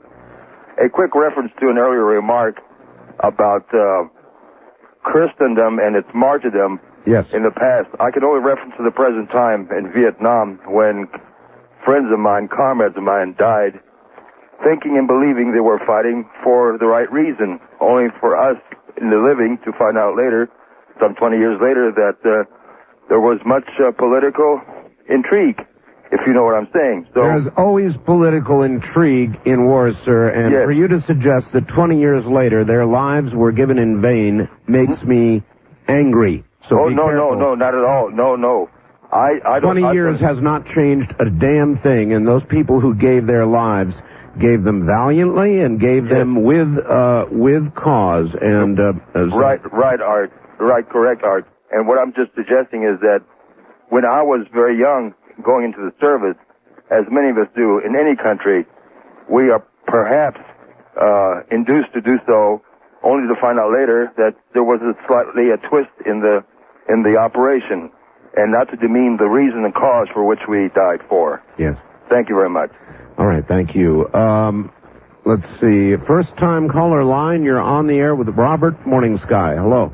Yes, hello. My only question is, I don't really see where the conflict is between the Bible or Christians and what Mr. Morning Sky is saying in terms of, if a Christian says that Jesus died, therefore he could have had children, then he can't be a Christian because the Bible says that Jesus didn't die. He was dead for 3 days, but his physical body was the Bible says, sir, that he died and was resurrected.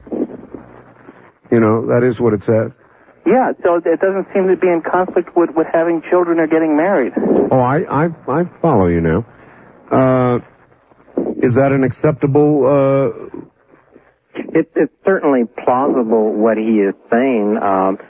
Again, it sounds like we may be agreeing in the essence and only maybe disagreeing in the details. And so I'm pleased that he doesn't see difficulty with what we have done.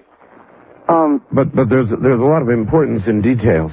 we may gloss over them to find areas of agreement, but I'm sitting here feeling the details. Well, I agree. I mean, the difference is that I do not believe that he died on the cross.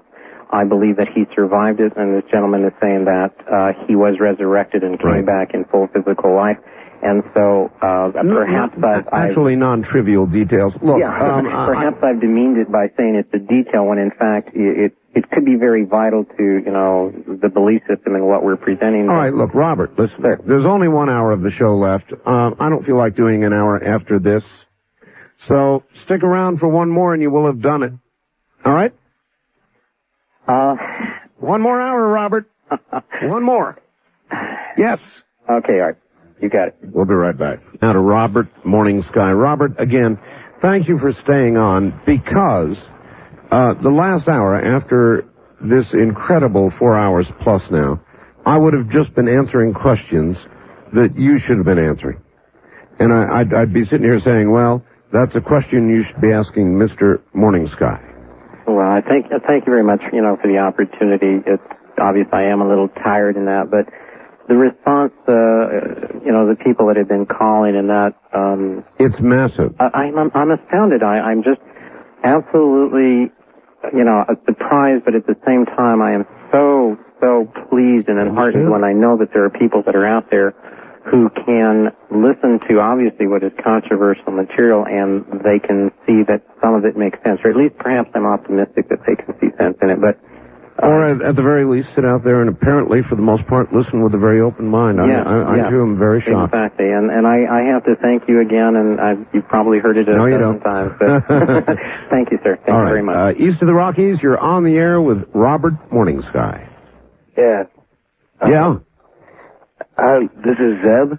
Zeb. I'm living in Minnesota. Okay, Zeb. I just wanted to say that, the last year, it's great to hear someone like Robert talking, because the last year, a bunch of my friends and I have been talking about there's so much stuff that we have to unlearn, that we've been taught our whole lives. And I just wanted to say that I think all that information should be out there for the public to hear, At the end of the last hour, you said that a lot of people wouldn't be able to handle it. That's right. And I think that's kind of harmful in itself, too, because there's a lot of people out here. It may be, but it's true. Trust me, it's true. But I will take to heart what you have said. In fact, turn it into sort of a question for you, Robert, and that is, if everything is a lie and everything should be challenged and everything is roughly backwards from the way that we think we know it, then what he said is true. We have so much to unlearn. That's exactly right. As a matter of fact, when we were doing the quest, the vision quest for the various individuals, over the last year that I've been very fortunate to be in contact with, one of the first things that what we told them was, you're going to have to unlearn everything you have taught. That's just to get you back to ground zero so that then you can turn around and take a look at what is really out there. So Zeb is remarkably insightful. You do have to unlearn. That's absolutely correct. The difficulty is, as you and I, because I have the feeling that Zeb is a relatively young man and he's very fortunate, your experience and mine tends to lead us to the conclusion that the world probably isn't ready. On the other hand, I think we need to put the material out there, and that's what I hope, that's what my wife and I are hoping will happen, is that we have an opportunity to print all of this stuff at least, one last time and let the public take a look at it and then let them judge after that. But, they will do that, believe me.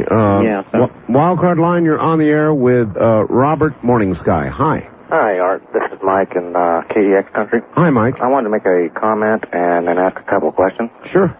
A man who was one of the scientists that examined the Shroud of Turin.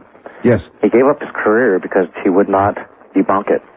He was a Jewish man of Jewish faith, and after examining it, he was absolutely convinced that Christ arose from the dead, and he made a documentary and handed it to another gentleman, and it's called The Silent Witness.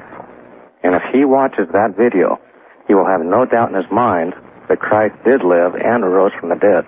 My question was, what other garment or cloth or any object can be photographed and upon developing it produce nothing but a negative? Well, there remains, though, much controversy about the Shroud of Turin, does there not? Well, there is a lot of debunking about it, but if you watch The Silent Witness, NASA and all kinds of other scientists absolutely are convinced that this was the burial cloth of Christ. Yes, I understand. All right. One at a time. Okay. Let's go for that one, Robert. The Shroud of Turin. I'm familiar with I'm familiar with the video. I have not seen it. The gentleman who was responsible for the book on the secret of the Shroud of Turin, I believe his name is either Kirster or Kirsten. I apologize, I don't recall. His work is familiar to me. We did examine it. I do not have any difficulty in accepting that the shroud, there is some sort of phenomena attached to it. I, however, have difficulty connecting it with the figure known as Christ. I believe that there is perhaps a little more to the shroud than we have been told. However, there's a leap of faith here between the shroud and the Jesus story that I can't quite make. So I'm not denying that there is something with the shroud. I just can't quite make that link with the story of Jesus. Okay, caller. And one other thing is he mentioned that he believes that all of this information was fabricated. So isn't it also conceivable that the fabrication that Christ wasn't who he said he was, or the scriptures are not correct, is also fabricated to create like a double whammy? In other words, to debunk the faith of the Christians and also bring a large following of people to the so-called Antichrist. That's absolutely correct. And my position, again, as I stated much earlier in the program, is that I have a newspaper background, and I am not comfortable with making a statement or accepting a statement until I have three separate and distinct sources that aren't going to affect one another.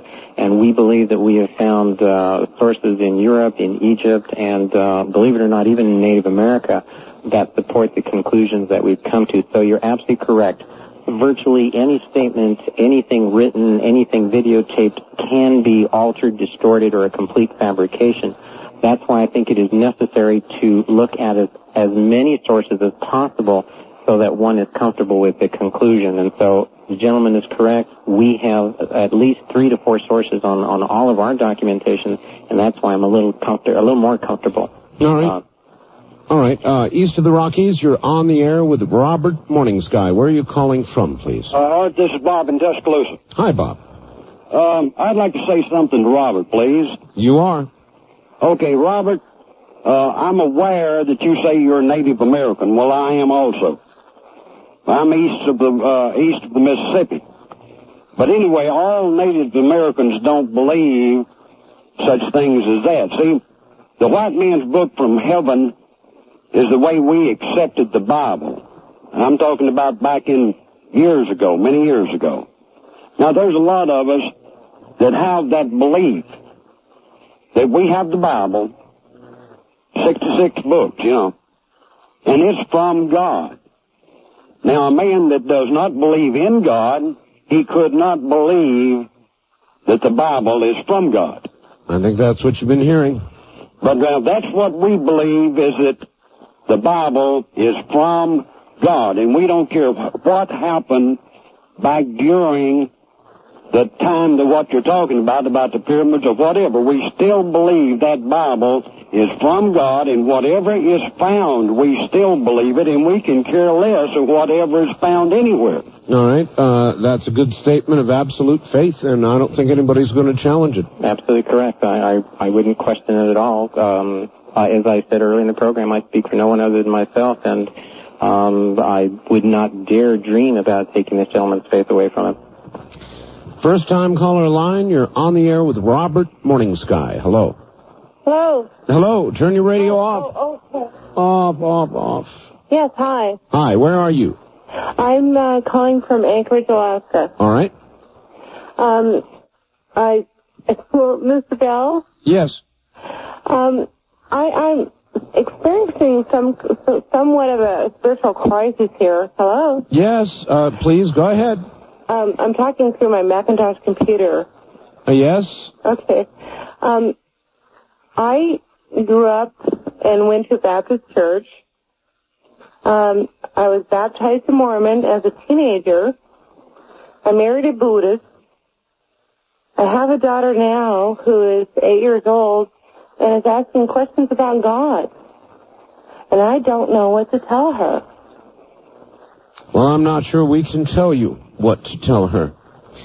Robert, would you offer any advice? No, I agree with you. Whether it's religion, faith, discipline, whatever you want to call it, that is purely subjective, and I could not.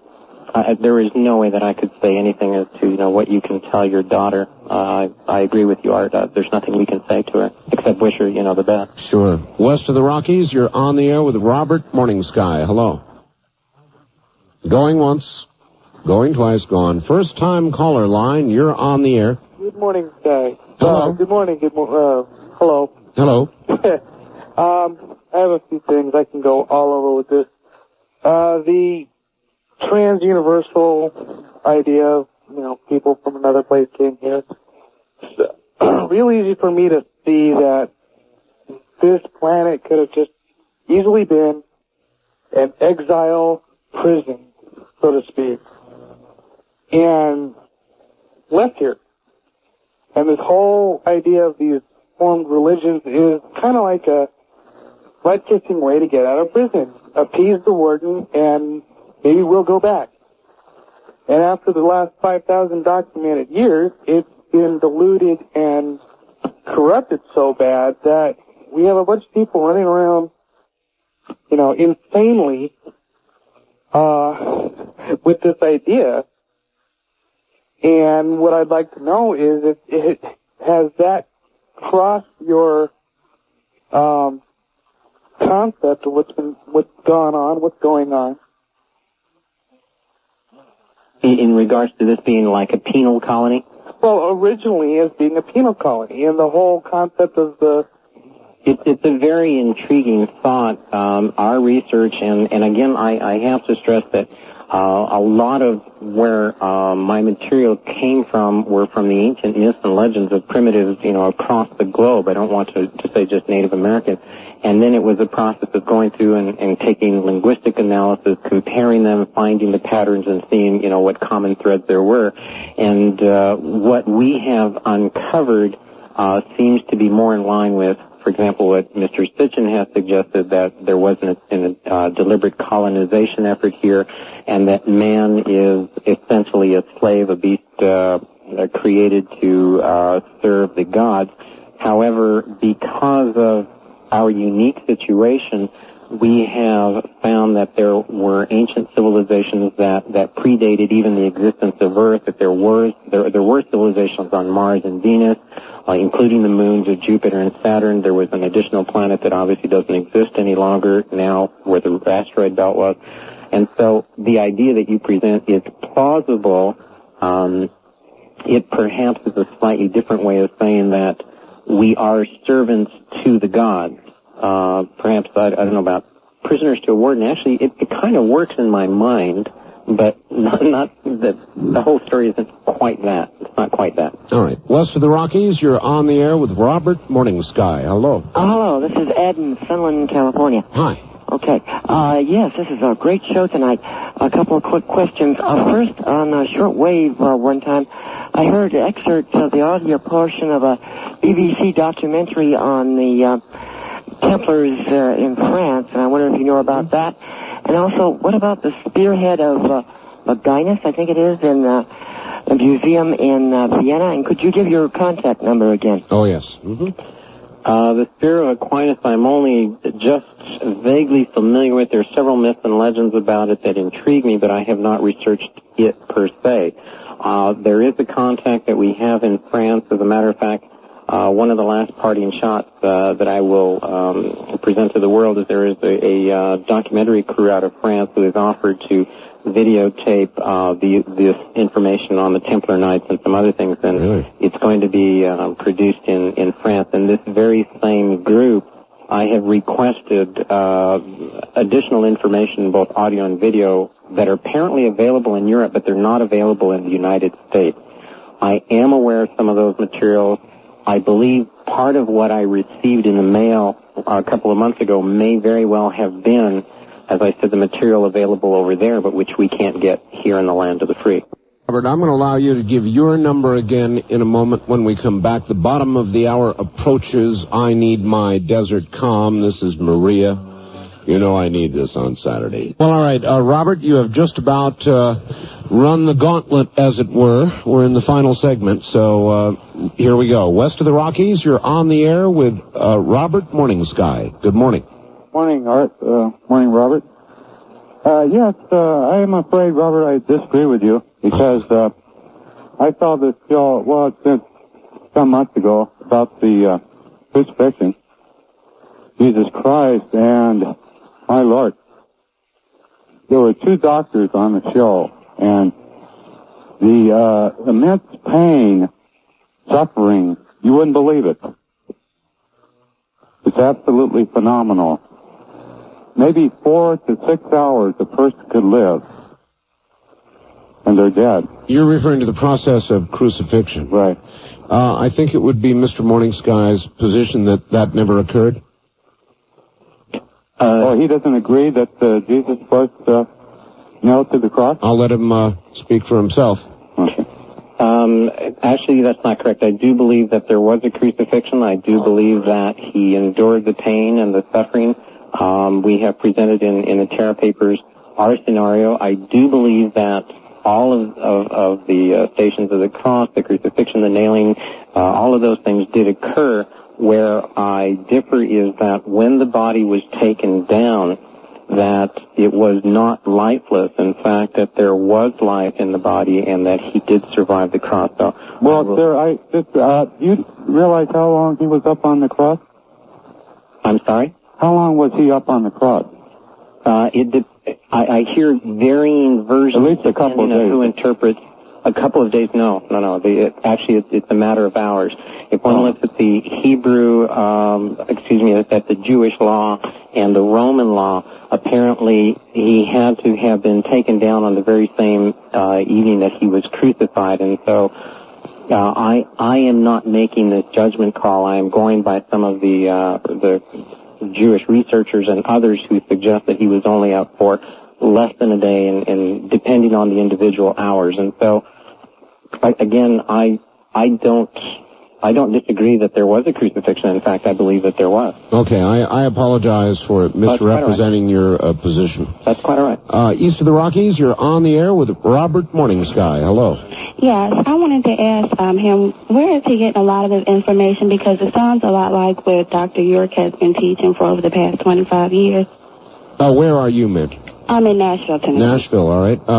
Okay, fair question. Tell her. Okay, I'm not familiar with the name York. York. Mm-hmm. With apologies, I'm not familiar with this individual. I can sit and quote some of the authors and the researchers if you would like. Certainly, Bayesian Lee Lincoln,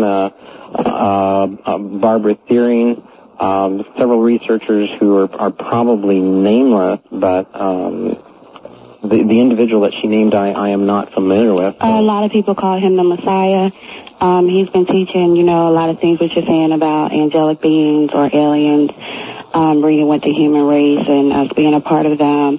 A lot of what you're saying he's been teaching for well over 25 years is really not something new to people who read his teachings. He's written over hundreds of books that can date back to 20 years ago, where you can get the same information from. And it seems like about the ship Nibiru or the planet Nibiru, he's from planet Ritz and the Orion Nebula.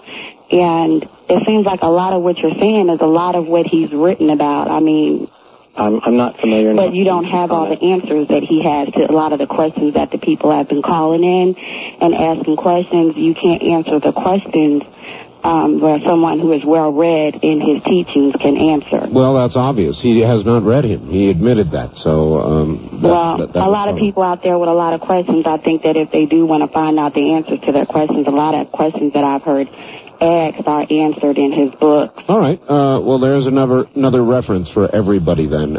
First-time caller line, you're on the air with Robert Morningsky. Hi. Hi. Yes. My name is Joyce, and I'm from Nashville, too. Okay, I'm good. Turn your radio off, if you would, please. I didn't think I was going to get through. Well, then you can always hope you will. And okay. My question is, in the light of what Mr. Morningsky is saying, yes, what should a family do? What should an individual person do about this? How can we prepare for the future and the things that might be coming upon the earth? Well, I touched lightly on it earlier to another question, what are we going to do? My first suggestion is that one pick up every book, every piece of information, anything that one finds, either piques their interest or is important to them. I would read everything. Certainly if this gentleman that the previous caller mentioned, I'm not familiar with the works, but I'd say read this individual, Zachariah Sitchin, Robert Bauval, Graham Hancock, Colin Anderson. Go to Australia, read some of their researchers. And so my initial reaction is don't accept anybody. Ask about everything, because point of fact, I believe that the elders of the world, whether they be white, black, red, or yellow, whatever the culture, society, I think the elders all have but pieces of the puzzle. I think you need to look at all of the pieces and see what kind of picture it makes, as opposed to just one culture, one society, one tribal domain. And so I'd say accept nothing, challenge everything. And I think once you examine everything that's out there, your internal truth will react to what is appropriate to you. So probably become aware and challenge everything. Robert, while I'm thinking about it, the number where people can get some of your materials, please. Thank you, yes. It's a new number for some listeners who have known about us in the past. Our new number is area code 602-404-8050. Okay. Is that staffed during the day, or what's the deal? It is staffed during the day. There is a message machine during the evening. There is an automatic switch. One can go back and forth from either a phone call to a fax. So it's the combination number. We got the latest equipment we could. All right, area code 602-404-8050, right? That's correct, sir. Thank you. All right, good. East of the Rockies, you're on the air with Robert Morningsky. Hello. Good morning, Art. morning. This is Susie from Jacksonville, North Carolina. Hi, Susie. Are you guys washed away? Apparently not. No, we're not. Miraculously, we kept phone service during the whole thing. Well, that's excellent. You're calling for a guest, aren't you? I have a guest on, yes. Yes, well, you probably don't want to talk to me. I just wanted to call and let you know that we all survived and everything seems to be okay here. Well, we're all glad to hear that. In the first half hour, we did talk to some people in North Carolina and South Carolina, and now you as well. I'm glad to know that my birthplace remains relatively intact. Relatively, minus a whole lot of trees. All right, thank you, dear. Uh-huh. Be well. West of the Rockies, you're on the air with Robert Morningsky. The first time I ever heard of the Knights Templar was a guy on the radio. He plays on the radio. He broadcasts on shortwave, regular radio, TV, satellite. He runs his program at the same time over all of it. Okay. He's in L.A., P.O. Box 1. No. Huh? No addresses. Okay. Did you ever hear Dr. Gene Scott? Of course. He talks about pyramids and this Templar stuff. You can see Dr. Gene Scott sitting there in his chair on satellite hour after unrelenting hour. It's absolutely amazing, actually. No, it was the first time I ever heard of the Knights. This is the second person I ever heard talk about the Knights Templar. All right. Do you have a specific question? Could this is Knights Templar? Just turned on a while ago. Could they be? I was wondering. Could they be Satanic? Satanic? Yeah. Well, that is actually a good direct question. That's a good question in the sense that I suppose some people could personify them as that, and some people I think have tried, but I find nothing to suggest that they're, and satanic I'm assuming is either devil worship or reverence or satanic ritual. There's no evidence that we have found that indicates that they're satanic at all. All right. East of the Rockies, you're on the air with Robert Morningsky. Hi. Good morning, Art. Good morning. Good morning, Robert. Good morning, sir. What I think is really amazing, I listened to you all night long, and was Graham Hancock last night. And it seems like you're both coming from the same direction. I began to discern the same thing. Graham, of course, more indirectly, but there's certainly a tie, isn't there? Yeah, and Graham seems to be going more towards religion now than what I would expect a scientist to do. From the way he was talking and the way he was ending up saying we have to find ourselves and look for a true meaning. And I was raised a Catholic, and from what you're saying, Mr. I'll call you Bob, because I said morning star, morning, I got it mixed up. But anyway. Mr. Morning. Mr. Morning. He's definitely Mr. Morning. I didn't call him Ghost, though. Yeah. No, don't call him Ghost. But what really amazes me is if it's like Roswell. If the people that want to hide Roswell give you all kinds of false truths. If during Jesus' time they put out people to change the story to get him against the people so they would crucify him, and wouldn't you think at that time that they would have people writing erroneous stories so it would go down that they didn't want to be the people that had killed this person if he was really who this person was, and they would be putting out misinformation like that? It's an awfully good bet, if I had to answer the question. What do you think, Robert? Oh, yeah. I definitely agree. It's just common sense, I believe, and so, yes, I agree. And I got to tell you that I am an admirer of Graham Hancock, and the sheer fate of all of this was that I was going to get on a plane the very next day to go to Dartmouth College and to be on the venue with Graham Hancock. I cannot tell you how really sorry I am that I was not able to get on the plane to go be with him. So I am an admirer, and I really do believe our research is coming from the same place. Perhaps we vary slightly in the conclusion of where we're going with it, but I am an admirer, and I'm sorry that I missed this program last night. I'm sorry you did, too. It was a very significant program, as, by the way, this has been. East of the Rockies, you're on the air with Robert Morning Sky. Hi. Hi, Robert. I'm calling from St. Paul. Yes, sir. You were talking about the theory of Christ escaping to India earlier. Yes. And I was wondering how much is written about his time there as far as the theorists go. My understanding, there are several writings, and writings I mean books. Apparently there was a teacher in India subsequent to the time or just after the time of the crucifixion known as Issa, I-S-S-A, and apparently this was a teacher, a healer, someone who attended the mystery schools, and it is remarkably close, this individual, to the persona of Jesus as portrayed in the Bible in the New Testament. And so, and does he say anything about Christ's relationship with Buddhism when he was there? Yes, as a matter of fact, it appears that many of his teachings were very similar to Buddhism, and right, that's why even now, I mean, Buddhists do hold Christ in high esteem as a teacher. Exactly, and I believe that part of what has happened, and with great apologies to the church, I think it's been self-serving. It's supposed to self-empower the church by, I believe, twisting what was actually said, which were much more Buddhist in their inclination than is portrayed, even to this day. For example, apparently in the earliest of writings, Jesus did believe in incarnation, which is obviously a very Buddhist thought, but that did not make it into the Bible. I'm sure people can come up with numerous stories of the Council of Nicaea and others who rewrote the Bible in order to perpetuate the myth. And so I apologize, I don't recall the author's name. If you want to call the office in the next couple of days, we can look up the individual who wrote the book on the teachings of Issa, a remarkable man who lived in India just after the... This is I-S-S-A? I-S-S-A, that's correct. Okay.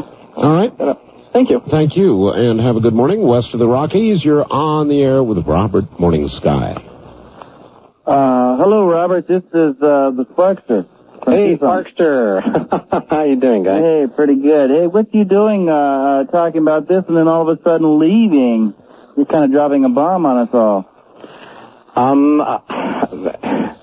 Sparkster is a very good friend, someone who was actually very instrumental in my beginning this lecture tour about a year and a half ago. I got to tell you, Sparky, that's a question that is tormenting me, and I look forward to sitting down with you and talking about it.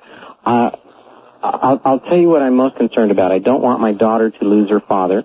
Absolutely. And if your listeners, if anybody out there has a way, and certainly Arch, the possibility of a truly demented publisher who would be willing to take these works and to put them in print so that I could tuck away. If anyone is from someone, please, and I really could use the help. But at this point, this argument with this automobile is awfully persuasive that I need to, at least as I'm doing now, get out of the public eye. I'm going to continue to write so long as public support is there, but it's... Well, let me tell you this. I interviewed a man who wrote a book called The Turner Diaries.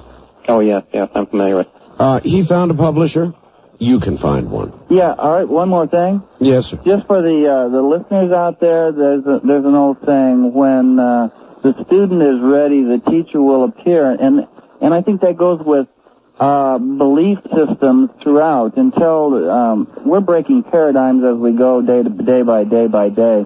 And Robert is really speaking truth, and this is up to the individual to do their research on this to find their individual truth, because there is no smoking gun in any of this.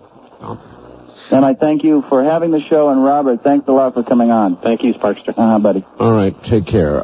First-time caller line, not a lot of time left. You're on the air with Robert Morning Sky.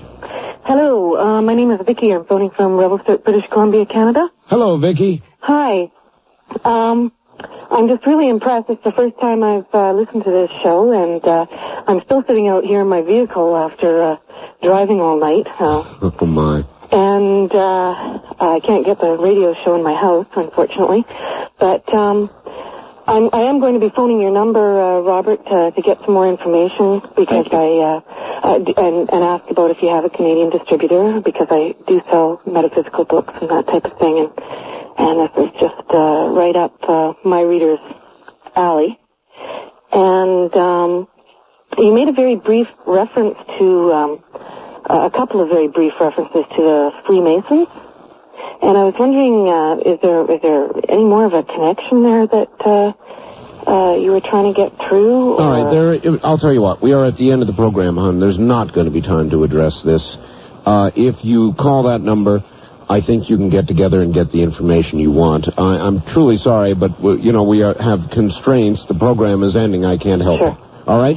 Thank you very much. And, Robert, what to say to you, my friend? You're embarking, obviously, on a new life. Your life is going to change.